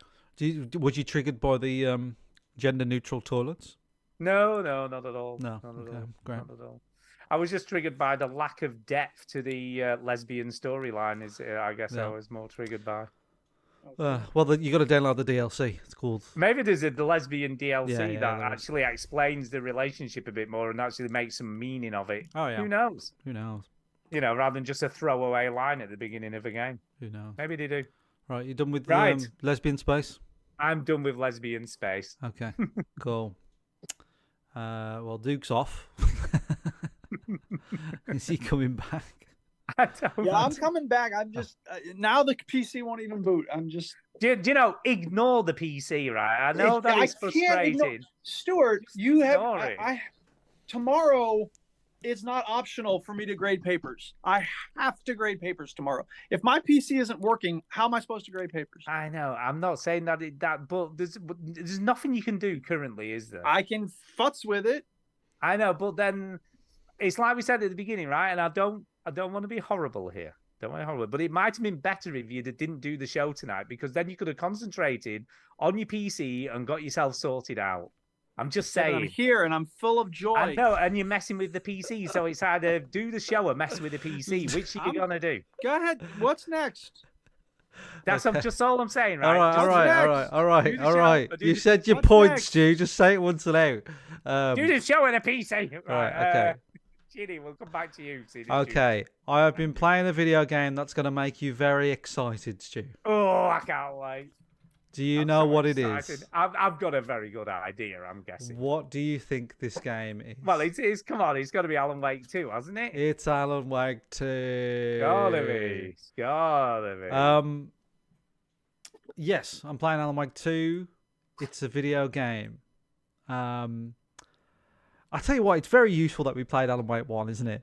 Because because I knew you play as this sort of guy at the start, that gets murdered. That's literally like the first thing that happens, right? Ass. Yeah, but because we've just played the first game, like we know who that guy is. Oh yeah, instantly. I mean, as soon as they said his name, I was like, "Oh, it's him! It's him from the first game." It's proper cool, isn't it? And I was like, "Oh." A part of me thinks though, if it's a long time since you last played Alan Wake, you may not realize. You may not. No, you might not get it. You might be a bit like, "Oh, yeah, who's that?" But I'm the same. I was instantly, as soon as they said his name, I'm like, "Fuck me!" Yeah, I was like, "Oh, they're doing it. Yeah, they're doing this, man." Yeah, and what's so cool. So to me, it feels like, it feels a bit like the Blair Witch Project, Alan Wake 2. Whereas, creepy as all fuck, can we just say? But what I mean is that the Blair Witch Project isn't about the thing; it's about people looking for the thing. Yeah. Right. I'm only done 2 chapters, Stu, so be very careful about spoilers. Okay? I'm not going to say anything. And I'm happy to do a spoiler cast on this. No, we definitely need to. But I'm only done 2 chapters. I'm not that far in. But because the Blair Witch isn't about the Blair Witch, it's about the people going to find the Blair Witch, right? And Alan, what's so clever about Alan Wake 2 is that it's almost like Alan Wake 1 was this sort of urban legend that was that was a weird thing that happened in 2010. Yeah, 2023 comes along, and oh my God, Duke's just got his PC on the desk right now. 2023 comes along, and like he's got to start taking it apart. He's taking it apart. Just let him carry on. No, he's going to do what he's going to do. So he can hear us. Fine. I know he can hear us. It's fine. He's looking at the phone like he wants. He's looking at. He looks like he's looking into my soul. At least I've muted myself, right? No, that's fine. That's exactly. fine. I feel like if he was in this country, I'd be dead right now. Yeah, I just said. No, he's looking at this phone like he wants to kill us.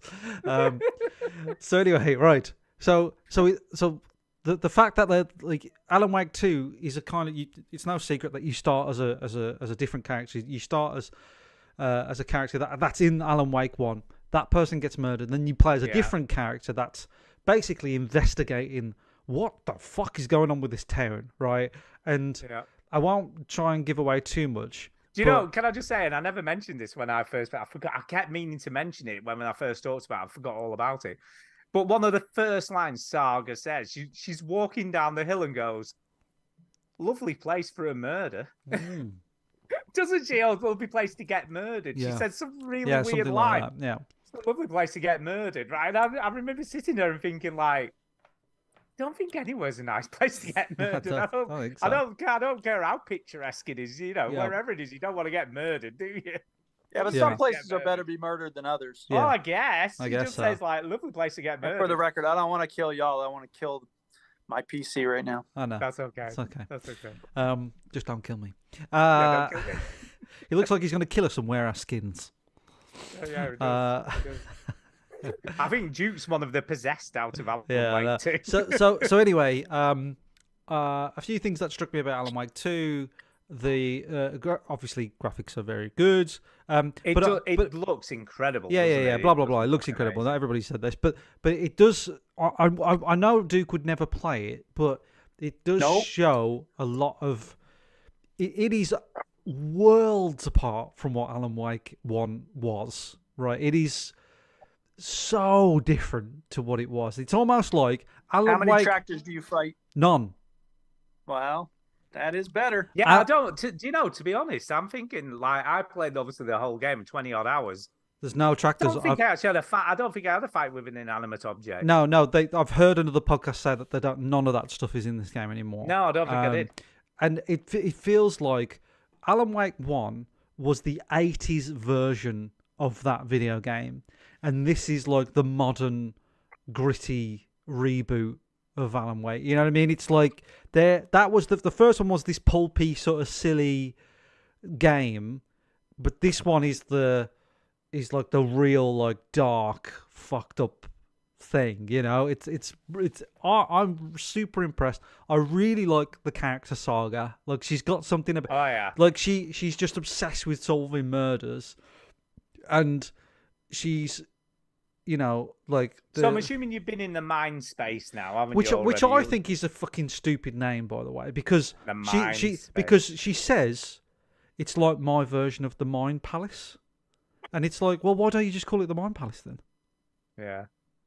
Like because the Mind Palace is from Doctor Strange, Marvel, and it's like, well, we'll just call it Mind Palace then. Look, what if you're going to reference it, just call it. There was probably a copyright problem. Maybe. No, the Mind Palace goes back to ancient Greece, but yeah. So just call it your Mind Palace. You should just call it the Mind Palace. There's no reason not to. Yeah. So I found that really stupid. There's also a really stupid moment where there's some bottles of beer by the murder scene, and she's like, bottles of beer. Looks like people were drinking here. I'm like, fucking hell. She's sharp as a tack, this one, is she? Jesus Christ. Your powers of deduction are amazing. Wow. Yeah. And there's another character from the first game that's in this game. Well, I've only played 2 chapters, but the waitress is in it. The fucked up racist. Yes, she is. She's called Rose, isn't she? So she I was like, is that the same way? That's the same waitress. And I tell you what, it was really... I don't know, because I'm not a massive fan of the first one. I'm not like gushing at the what's the phrase? I'm not like first one sucked. Is that the phrase you're looking for? I'm just like Alan Wake 1 was fine. It was fine. It was. Yeah, you didn't lose your shit. No, it was fine. I played it at the time. I enjoyed it at the time. I played it recently. It's okay, but it's a bit silly. But But there's something about walking around that town again. I'm like, oh, this is the diner. This is the diner that was in the first game. It looks exactly the same. Oh, the area behind the diner and the police station all look the same. And I'm like, this is the same area. They've really committed to making it feel like the same. Even the police station layout is exactly perfect. The same. Well, the jail cells were a bit different, and there was no morgue before. But it's they've done a really good job of making you feel like I'm back here. I really appreciate that. I think as well. I do think that we benefited from playing Alan Wake 1 so recently. Absolutely, because that first character, the character that's in the first one that gets murdered, I'd have never remembered that. No, I think at some point you would have just gone, I sort of vaguely remember that character. I would have never remembered that. But he's the one who gets sucked out the door, doesn't he? He gets sucked out the door. Yeah, and you even said when we were playing the Alan Wake, he's like, God, that thing that happened to that guy, he just got sucked out the door. What else? And I was like, fucking hell, he's back, you know? Yeah. But yeah, there's one other funny thing that I will go into. Apart from that, I haven't got much else to say about it because it's early days. I'm very impressed with it so far. But the one thing that I thought was funny was when you're walking up to the diner, and it's the guy who plays the main character in Quantum Break. He plays the sheriff. The sheriff that disappeared. Yeah. He goes, bear in mind, you've got an FBI badge and you've got a coat that says FBI on the back and FBI on the sleeve. And he goes, let me guess, FBI? And I'm like, fuck me. I think he's been taking the piss. I don't think so. I think he was serious. No, I think he's taking the piss. I mean, it's because it's all blazoned all over you, isn't it? So it's almost like overkill. But it's this whole sort of thing is like there's a lot of disappearing people that happened in 2010, and you're so that you're basically you forget how many people disappeared in the original game, don't you? Because they all could pop it up. But but it's a lot more gruesome, and I really enjoy the. It took me a little bit to get used to the fact because I was stuck at one point because I'm right at the start, Stu. So there's a bit where you've got to go to the tree, and then you've got to go to the general store. And then you've got to go back to the tree. I already visited that general store because I hadn't worked out something in the mine place thing.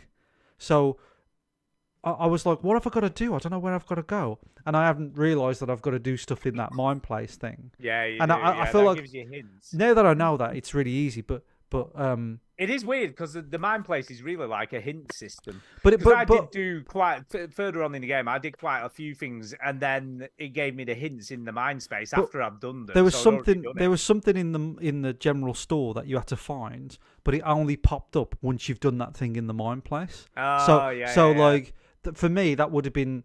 And also, once I went to the general store when I was supposed to. There was like an enemy there and there was a scare jump there. But when I went there when I didn't supposed to before, there was nothing there. So it's almost like, well, why was I allowed to go there if it's not going to trigger all these like jump scares and things? I know what you mean. So that I felt like that was a bit weird. But once I figured out that to get to the next stage, I've got to like do something in the mine place, which I wasn't 100% sure I had to do. It's fine. And I fought the first boss. The guy. And I did that, and I've found Alan Wake. Let's just say, that was a tough fight for me because I didn't have any ammo or anything really, and I had to realise that I've got to scrape around for ammo. That was really difficult. I died on that one twice, I think. So is that the one where after you've gone through the tree? Yeah. That was tough. That one. I felt that was tough. And the game never told me to dodge, but I learned how to dodge anyway. But then, so then I found Alan Wake. So I find the fact that the game is sticking to a few rules, such as it's in the same place, everything is laid out the same. It's exactly the 13 years kind of since the last time like anything happened.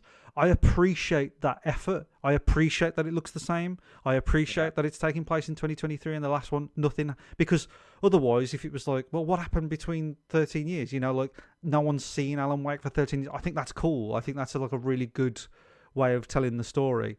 So I'm hooked to. I'm in it. Yeah, I'm it's in it. pretty cool. But I am a huge pussy though. I am a huge pussy. I walked down this. I was like, you've got to go down in there, and I'm like, oh, for fuck's sake, I don't want to do it. I just don't. What did I think of what? What did you think of Sam Lake as Alex Casey? Odd. Because let's be honest, he can put himself in there, look exactly like he does in real life. Yeah, odd. I think it's an odd choice. Because it's voiced by the voice of Max Payne, who sadly passed away recently. Yeah, I don't know if you knew this. Yeah, no, I knew that it was Max Payne. Well, it's essentially Max Payne, isn't it? Let's be honest. But he passed away, didn't he? The voice actor. He did.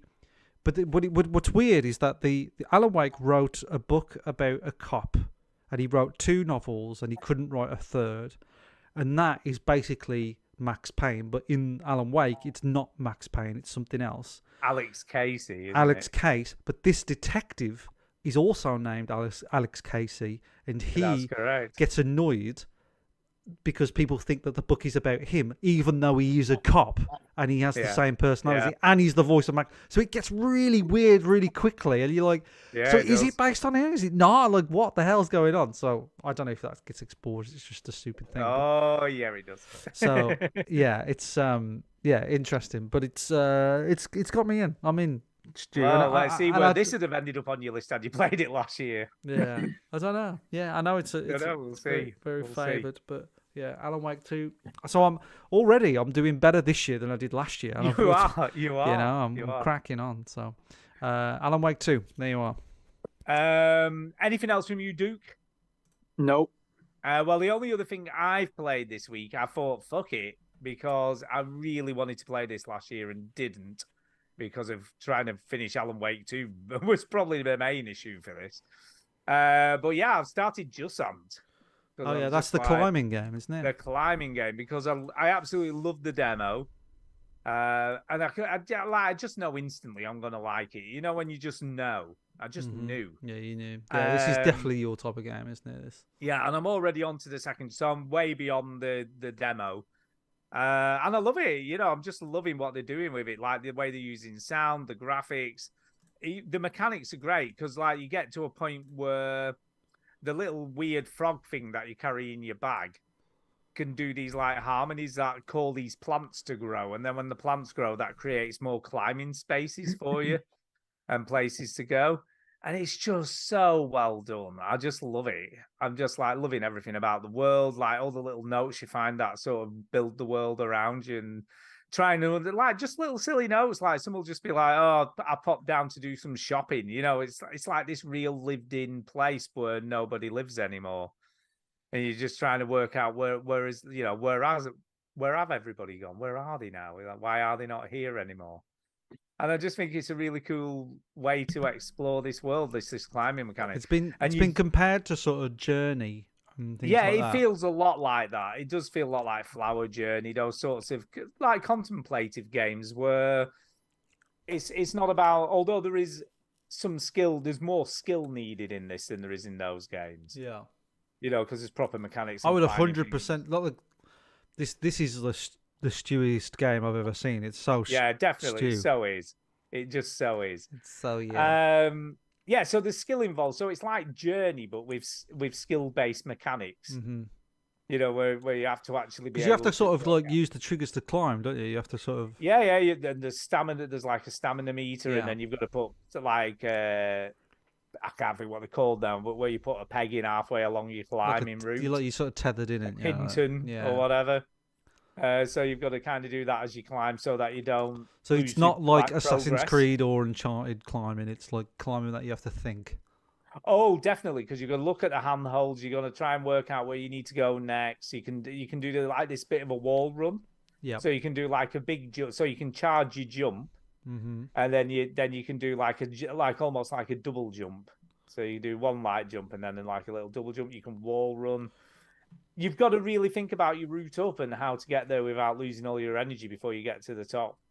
But it saves often. You know, once you get to an actual bit where you're meant to be, it'll do a quick auto save, and it does this really cool thing of you can open up like a retractable arm, and when you open up one of those retractable arms, you can get back down to where you were below. So it sort of does this almost shortcut thing. I don't think you can die. I think you can run out of stamina, but I'm not sure whether you can actually die. I haven't done yet, so I'm not entirely sure, like 100% whether you can die or not. But it's cool how they use all these like organic things for you to climb on that you have to trigger and stuff. So there's a lot of stuff like that. Yeah. But yeah, so far I'm really enjoying it. Well, this is on my list too, my backlog. Yeah. I looked at it, and I know it's a bit of a stew game, but I do like a game that has actual game mechanics. So yeah, and they're really polished, and really well done. So I think you'd appreciate how it works. Yeah. So regardless of the very cutesy setting and stuff, I think you'd appreciate it. I don't mind the cutesy setting. I suppose I just don't like something that has really minimal gameplay. Like just no. This has plenty of gameplay. Yeah, walking simulators and stuff don't do it for me. It's just things. I think this is kind of the best amalgamation of both those things. I think it's kind of like a walking simulator with gameplay. Yeah, that's kind of what this is. It's kind of found that balance between gameplay and walking simulator aesthetics. If I didn't read any of the text, would I miss much? No, I don't think so. If you just but it just sort of fills in the backstory.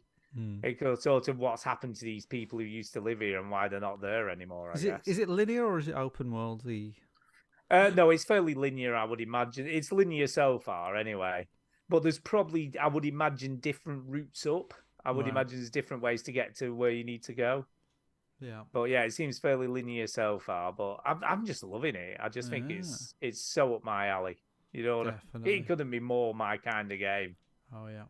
So yeah, Jusant is there, and I think again, if I'd managed to play this last year, I feel like it would have been on my list of top 5 games. Mm-hmm. Yeah. For definite. I think it would have made it. I think if I'd have played all the games I wanted to play last year, I think it would have been a tougher list to fill. Yeah.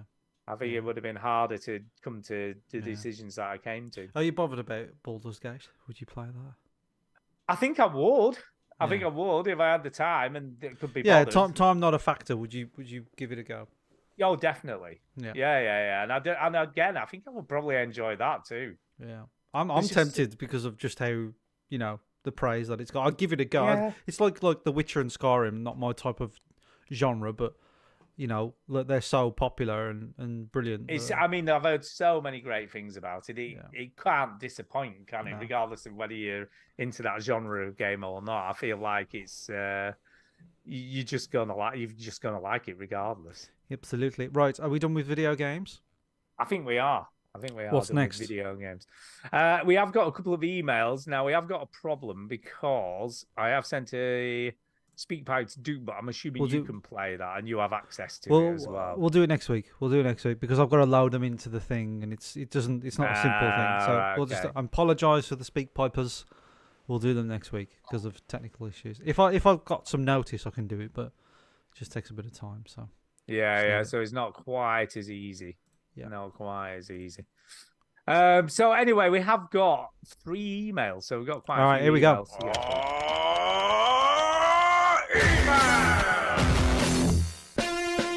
There you go. That's all you get. I like it. Okay, so the first email this evening is from a silent gamer. Hello. Okay. Shh. He's silent. He's silent. Stop saying that. So this is what he said. He said, "Who would win in a contest?" So he gave us these questions last time. I kind of like these. I like them. I like them. So he says, "Hi, Stu, Chinny, and Duke. Following from my fight questions from the last time, which I enjoyed listening to your opinions, this time I have put 2 video game characters competing in a contest.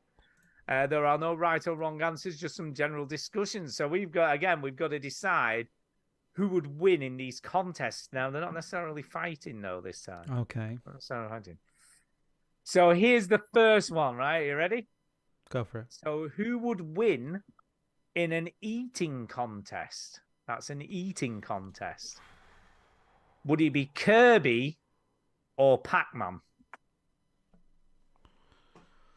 Well, Pac-Man, we only ever see him eating the dots and ghosts and fruit. True. So I have a feeling it's Kirby. Because Kirby can eat anything, can't he? He just sucks it all in. So I'm going to go with Kirby. I agree with Duke. No, you say that. You say that, right? But I feel like Pac-Man is just single-minded. He's just, do you know what I mean? I mean, he's just like eat. Kirby's got other things going on. Yeah, and James in the chat has got a good point. He says Kirby spits it out afterwards. So is that classed as eating? Yeah, he's more of a wine taster, isn't he, Kirby? Do you know what I mean? Can you class that as fully eating something? I mean, when Pac-Man eats one of those fucking pills, he goes down. Dots, it's gone. I don't know where it goes. I don't know where it goes, but it's gone. You never see that shit again. I mean, all that fruit as well. I mean, he's got like good bowels because he eats a shit ton of fruit. Yeah. He eats way more than his father. And now and again, he'll just eat a ghost. He'll just eat his whole. He will. He'll eat anything that's put in front of him. And he ain't spitting nothing back out. I mean, that stuff's staying down, isn't it? I don't know. I think it's a tough one, this. I don't think it's as clear cut as you two are making out, is what I'd say. We'll make a case for Pac-Man, though. Oh, I've just said it. I mean, he eats it. He keeps it down. And he'll just keep on going does unless Kirby you get not killed. keep it down? No. He spits it back out. He does spit it out after a while. Okay, well, fair enough. But he can take it. Do you know what I mean? He can eat a car. Yeah. You know, I think it's fairly even. He can take a lot of girth, Kirby. Whereas Pac-Man's only taking little dots. That's true. That's all. But then Pac-Man's got volume, hasn't he? He takes a lot of those little dots. Stu, we could debate this long into the night, but I don't think we're going to solve this problem tonight. It's a draw. By the way, he put a note. I didn't see this. He put a note. What do you think they would be eating with pretty much anything? I mean, eating anything that's put in front of them. Yeah. What about if they were eating chilies? Car doors. Yeah, car doors. Just eating car doors. The ice cream and the car door. Is that what they would do? Is that what they would have car door ice cream on a car door? Yeah, I see. You know what? I'm now sort of erring towards Kirby because Pac-Man's got a limited mouth size, whereas Kirby. And also, if he opens when he dies, he opens his mouth all the way, doesn't he? And disappears. Yeah, that is true. So he might die if he tries to open his mouth too much. Kirby. Kirby. Okay. Let's move on to the next one. Who would win in a clay pigeon shooting contest? I like this. A clay pigeon shooting. So would it be Master Chief or Doom Guy? Doom Guy's not known for his accuracy. No. He isn't. Master Chief wins. He isn't. But he's got the BFG. Yeah, he would. Yeah, he would. Big doesn't mean clay pigeon shooting is all about accuracy.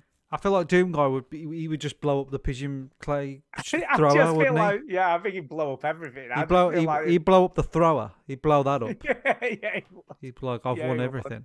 Yeah, he would. I think Master Chief because Halo was all about 360 no scopes and sniping 3 people. So I'm gonna go Master Chief. You're going Master Chief. I'm just going Doom Guy because, and I'm not just so I'd say the opposite of you two guys, but I just feel like he would just be a fucking idiot. Yeah. I don't think there'd be anything left after he'd finished. I don't think he'd even wait till he shot it in the air. I think he'd just, get his BFG and just blow everything up. Mm-hmm. So I don't know whether that counts as winning though. I don't know whether that counts as winning. But yeah, that's what I would think. Okay, next one. Here we go. Who would win in an arm wrestling contest? That's arm wrestling. Would it be Ryu from Street Fighter? I don't know. I don't know how to pronounce that. Ryu. Americans say Ryu. British people say Ryu. Japanese people say Ryu. Ryu. We'll go Ryu. Ryu from Street Fighter or Liu Kang from Mortal Kombat? Ryu from Street Fighter. I think Ryu. I'm exhausted and angry and I'm a million emotions at once right now. I think Ryu would win that. Yeah. I'm in agreement, Ryu as well because I just think he's. Have you seen the size of that guy's arms? Yeah. They're like fucking tree trunks, aren't they? I mean, Liu Kang would cheat and turn into a dragon and eat your arm off. Yeah, you see, but that would be disqualified. Yeah, he'd be disqualified. Disqualified. We told you, Liu Kang. No, turn into dragons. He's like, oh, I bloody love doing that. It's my party trick. There you go. I like this next one. This one, I really like this. I quite like this. So the next one is, who would win in a photography contest? So before I even tell you, can you guess who would be in this contest then? So think about the category is for taking photographs. Person. No, but that's a good guess. Spider-Man? No, but that actually Peter Parker is a good guess. Yeah, Peter Parker. He's literally a photographer. He is literally a photographer.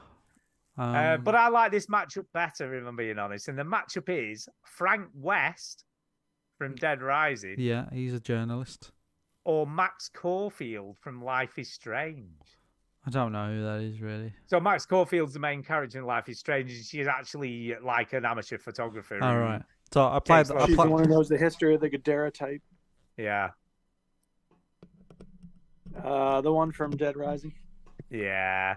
I think I'll go Frank West. And the reason I'll go for Frank West is because that guy can take pictures under pressure. Yeah, he has a lot of pressure on him. He has a lot of pressure because he's got the fucking Walking Dead trying to eat his face off. Yeah. And he's still trying to get these phenomenal shots. I just haven't got the right light. Yeah. You know? Yeah. And Max Caulfield, she's so artsy-fartsy. She'd take all day. She'd be dead. Oh, yeah. She'd be just like, oh, just a minute. I haven't quite got the exposure right. Just a second. I just need to do the aperture. The aperture's not quite open enough. Look at you, dropping photo terms. Look at you. I know, you impressed. Yeah, I was quite impressed with that, actually, yeah. Well done. So she'd be doing all that fucking shit, fanning around with all the settings. And by that point, Frank West would have already taken about 20 photos. He's already submitted his work in. He's fucking preset, ready to go. Fucking get that shit done. That's what I think. And then the next one is who would win a chess contest? Goro from Mortal Kombat. He's got 4 arms. He can move all the pieces around. This is a weird... And rip your dick off. People. These are weird people, right? Because I don't even know if these are associated. A lot of people don't know if you get your dick ripped off, then that's checkmate. That's checkmate. Yeah, I would imagine it probably Put the dick on the chessboard and go checkmate. I would imagine if you had to stick it in the middle. Yeah. I would imagine it probably would be checkmate. But or your tits. He's not sexist. Yeah. He'll rip your tits off. Anyway, the two in this competition are Victor Hoffman from Gears of War versus William Bill Overbeck from Left 4 Dead. Look, I didn't realize either of them played chess. I didn't realize. I think they're old men. I think the connection is that they're old. Yeah, that they're old and probably intelligent. Not all old men play chess, though. No. I feel like Bill Overbeck from Left 4 Dead would fucking just throw the board over. Yeah, but he'd be taking a lot of pills, Bill, wouldn't he? Yeah, he would be like, pills here. Yeah. He'd be like, I ain't got fucking time to play other people no where the chess. pills are. He's trying to fight his pill addiction. Yeah. He is. But I think Bill would be just like, I ain't got no fucking time for this. I got zombies to kill. Well, I'm assuming this is like not in zombie times, you know, like he's not always doing that. In a safe house. Yeah, he's in the safe house. During a respite from downtime. the action. Yeah, downtime. Bit of downtime. Have a break, Bill. Downtime. I just still feel like Victor Hoffman would win. Sure. Okay, let's go with that. Yeah, I feel like that. Next one, who would win a DJing contest? How many of these are there? There's a lot. 20. Okay, we can't read them all out. Well, shall we save these 3 till next week? Yes. We've got 3 Yeah, let's do that. Yeah. Let's save these 3 till next week. There's so many. Okay. Sorry, Solid Thank Gamer. you for sending those. Thanks, but like, there's just so many. We got to. But that's all right. We can do 3 more next week. I'm enjoying them. I'm enjoying them. Don't get me wrong, but there's just loads. Yeah, let's do the other 3 next week. Well thought out. Well done. They are. Fraser and Antonio and Sean Thiel are in the chat. Hello. Well, funnily enough, Sean Thiel has just sent us an email. An email. And he says, this should have been last week, by the way, but he says, my favourite 5 of 2023. So he says, hi, lads. Hello. I'm a bit late, but I thought I'd share my favourite 5 games of 2023. Not all new games, but here they are.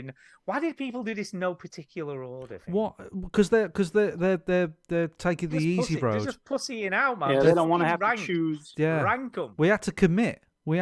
Sean. Yes, Sean. Anyway, if that is your real name. Yes, Sean. So these are his 5 games. We've got Starfield. Who has that on the list, really? Who? Stop it. Who? Stop it. I mean, if this was out of 50, you might have had it at 50. I was listening to the Seal podcast today on my walk. Who has that on the list? I was walking Rose around in the pram, and because she's a baby, she can't walk. Yeah, spoilers. Yeah, you can't do that. And I was listening to the Sill podcast, and they said something, and I was like, you know what? I can see that happening. And they said, by the end of the year or 2 years, well, it's their predictions for next year, but I can see this happening like next year or 2 years.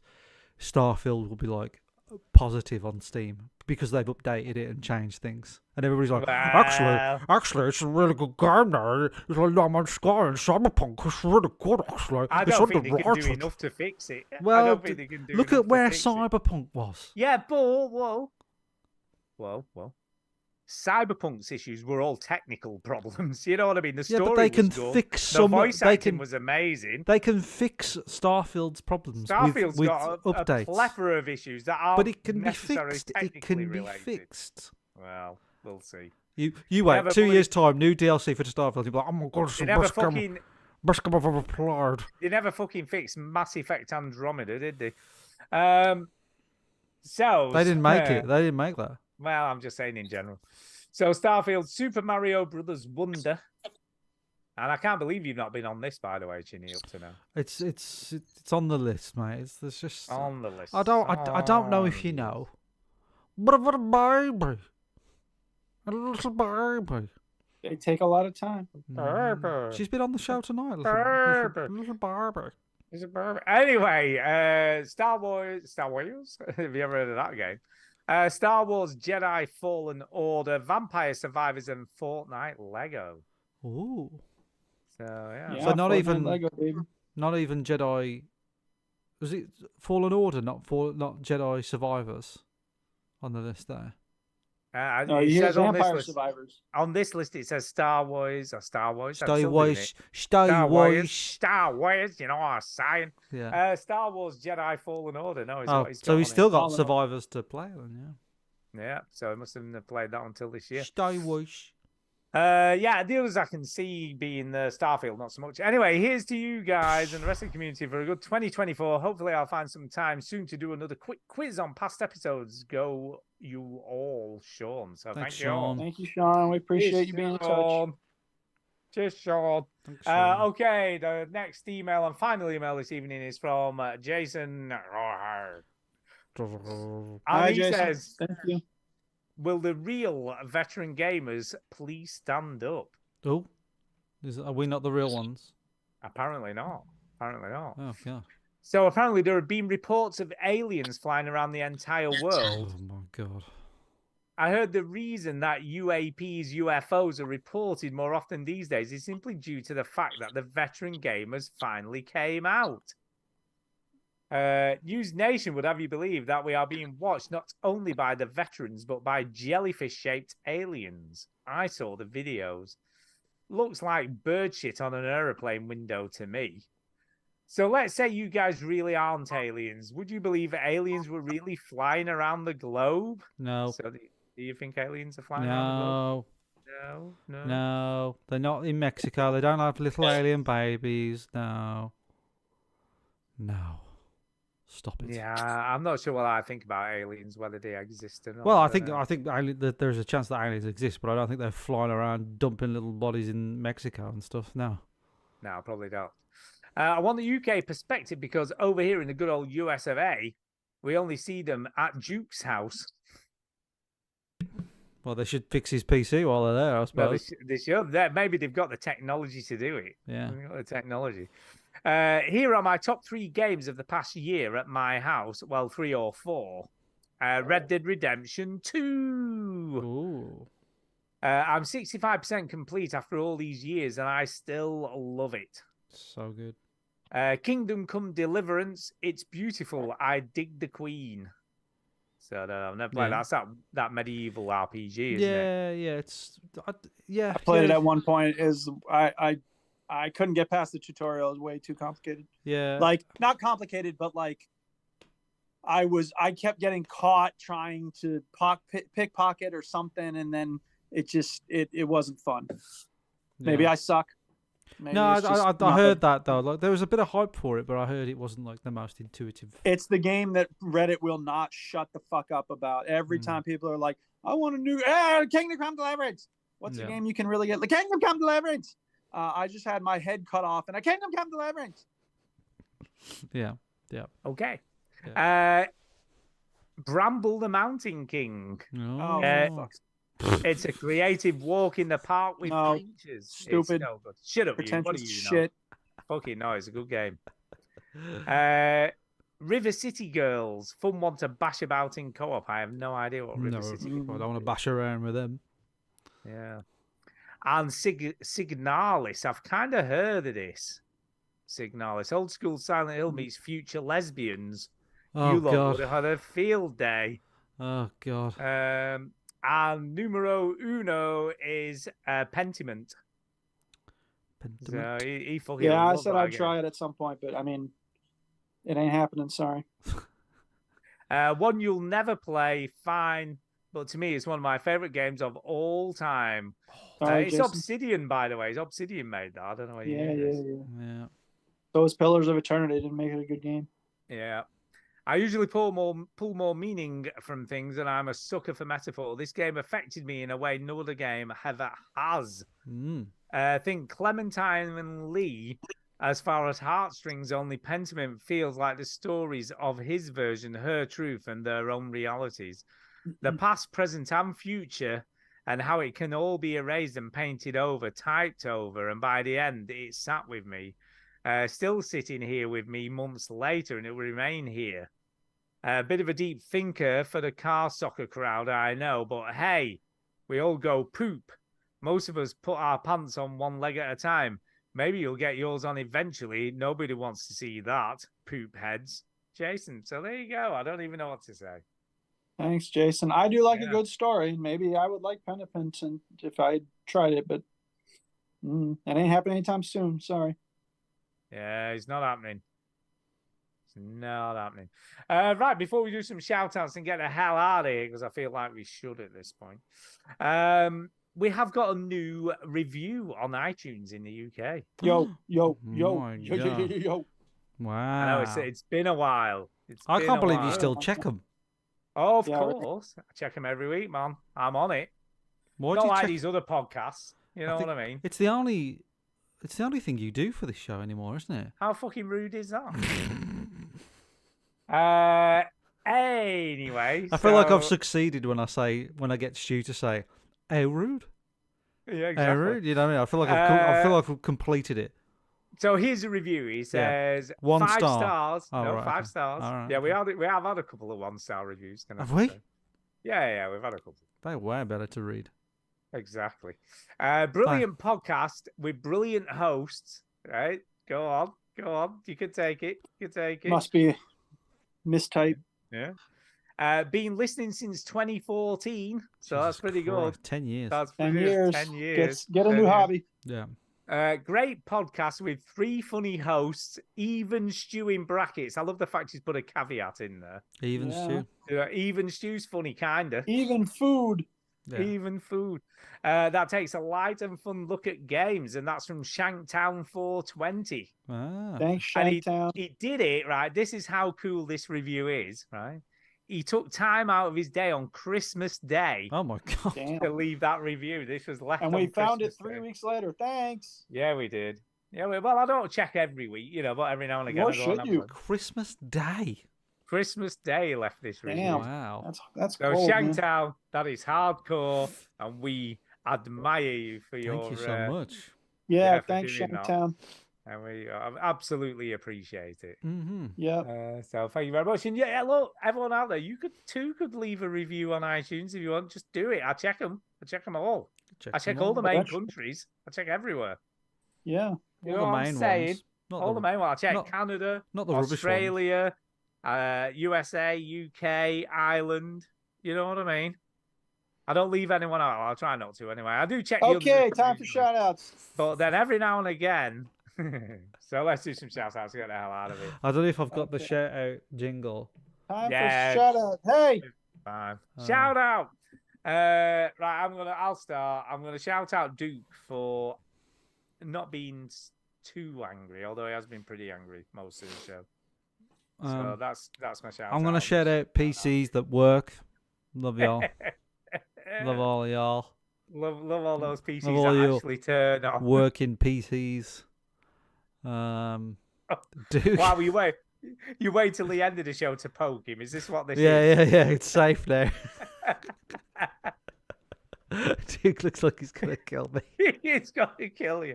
He's literally booking a flight. Oh no, he can't because he hasn't got a PC. No. He's gonna. Yeah. He's on his phone. Flight to the UK to kill Chinny. Yeah. Duke, do you want to do a shout out? Yes, I would. Jay's father passed away this week, and that really sucks. So, sorry, Jay. Shout out to him. Keep your head up, man. I lost my dad when I was 16. It really sucks. But fond memories can hold us through during difficult times. So hang on to those, and this too shall pass. In terms of your grief, do what you need to do to take care of yourself and the people you love. Tainted Brian also got my latest cross stitch. So cheers to him. Glad it made it intact. And I'm working on some others for other people. And I feel like I had another one here. Oh no, Brian got a thing. That was it. So that's it. Those are my shout outs. So thank you to Jay and Brian and everybody listening. We love you. There you go. Ginny, I guess. Final one from you. No, I said PCs that work. Was that it? Just some PCs that work. There you go. No. Shout out to Rosa, who made another appearance. That's a second appearance on the show. She did. A little bit more awake this time. Awake. She wasn't crying. Thank you for being cute. She seemed to be very, very nice. She's very good. She is very good. She's very sort of. Well, she does cry, but she's pretty relaxed, really. So seems it, man. That's what you want. She's currently sleeping. I can see the little baby monitor. She's asleep. Relaxed babies. Mm-hmm. Well, I guess that's it then, is it? Are we done? That's a show. Yeah, we're done. Thanks for listening, everybody. Yeah, thanks for listening, everyone. Okay, bye. Bye. I'm sorry, Duke. That your PC's not working.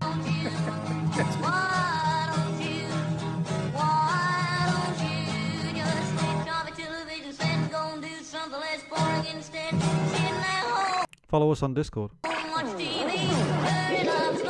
It's all kicking off. I was thinking about streaming again, but I probably won't. Yeah, you should stream Alan Wake 2. No, I'm not going to stream Alan Wake 2. You mad?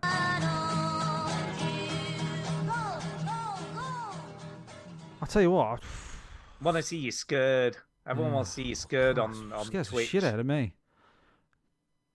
Duke, if you want to bounce, just go for it, man. I gotta try to figure out what I'm doing here. I'm sorry. Have a good night, everybody. I hope you sort it out nice and quick.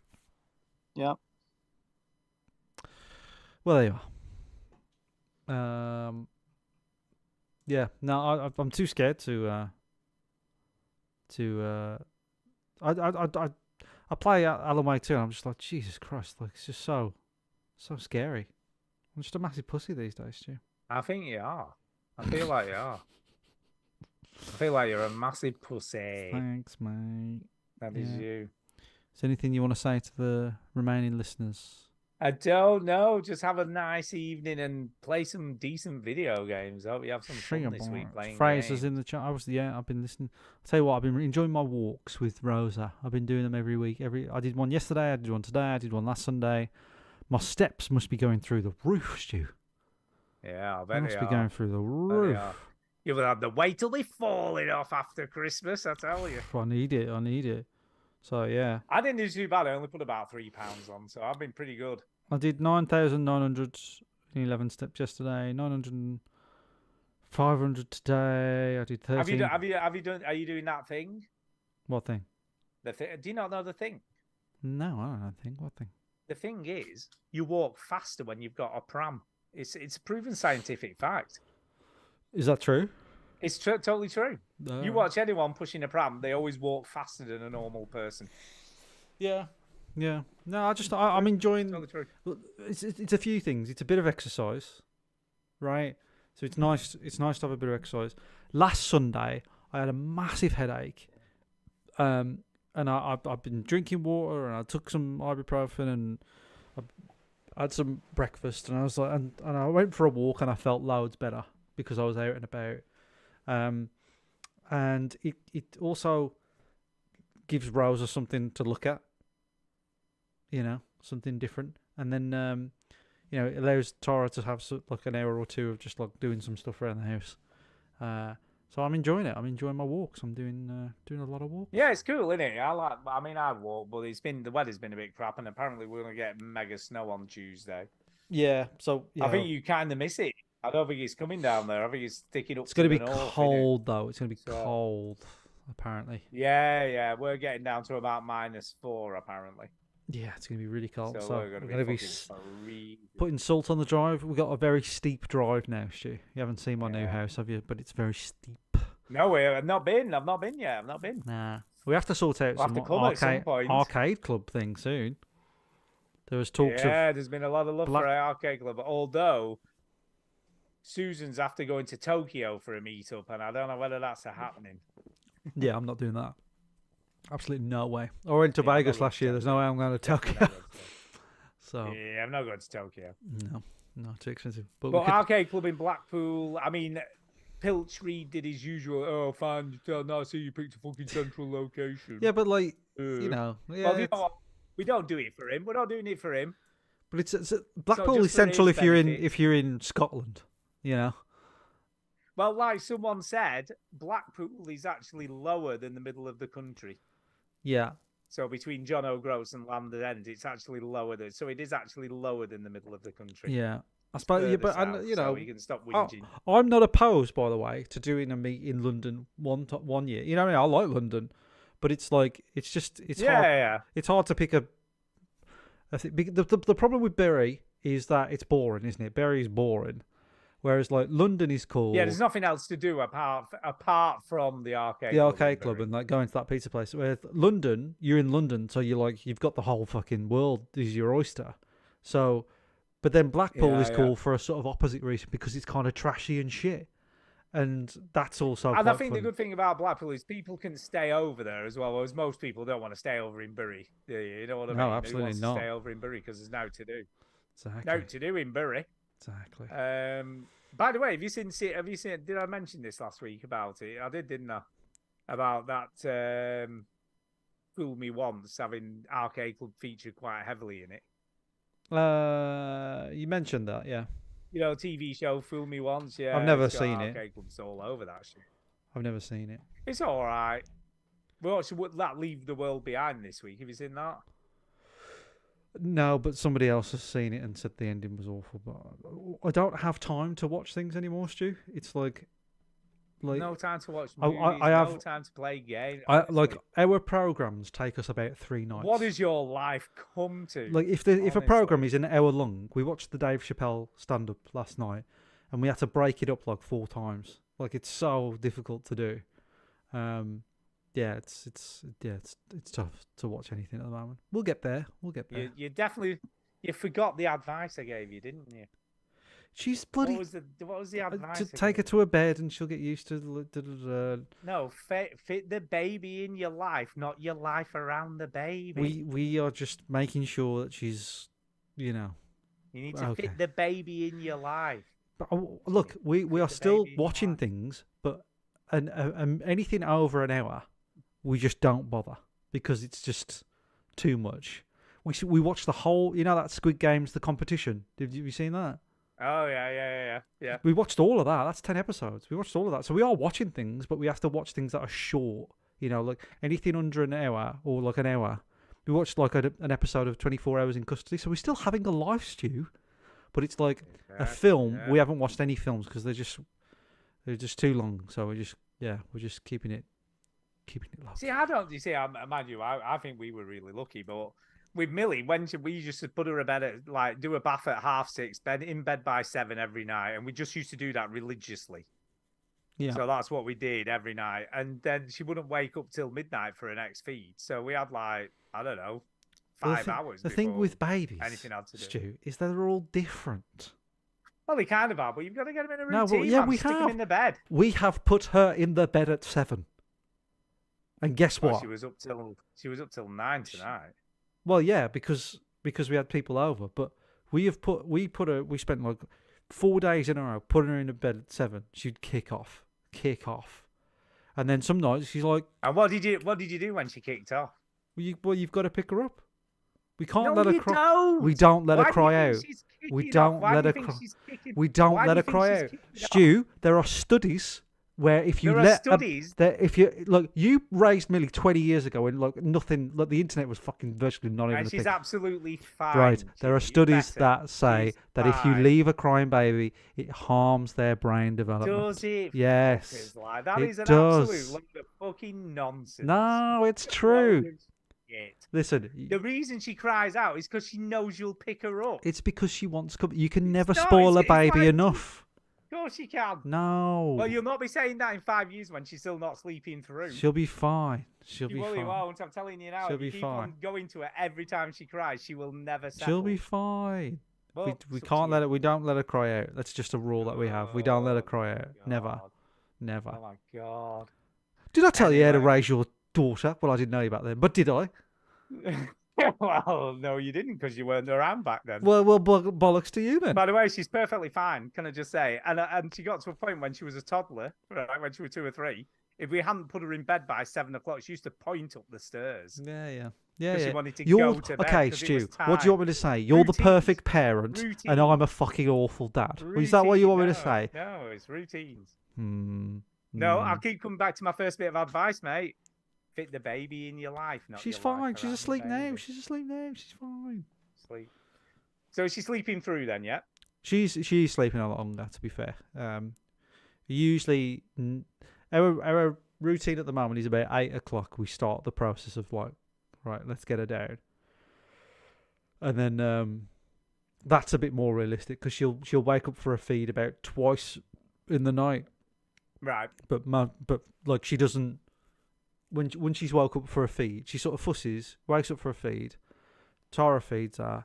She puts her down. She doesn't cry or anything now. She just sort of falls back to sleep on her own. Yeah, that's pretty good. So she's learned to sort of soothe herself, which is really important.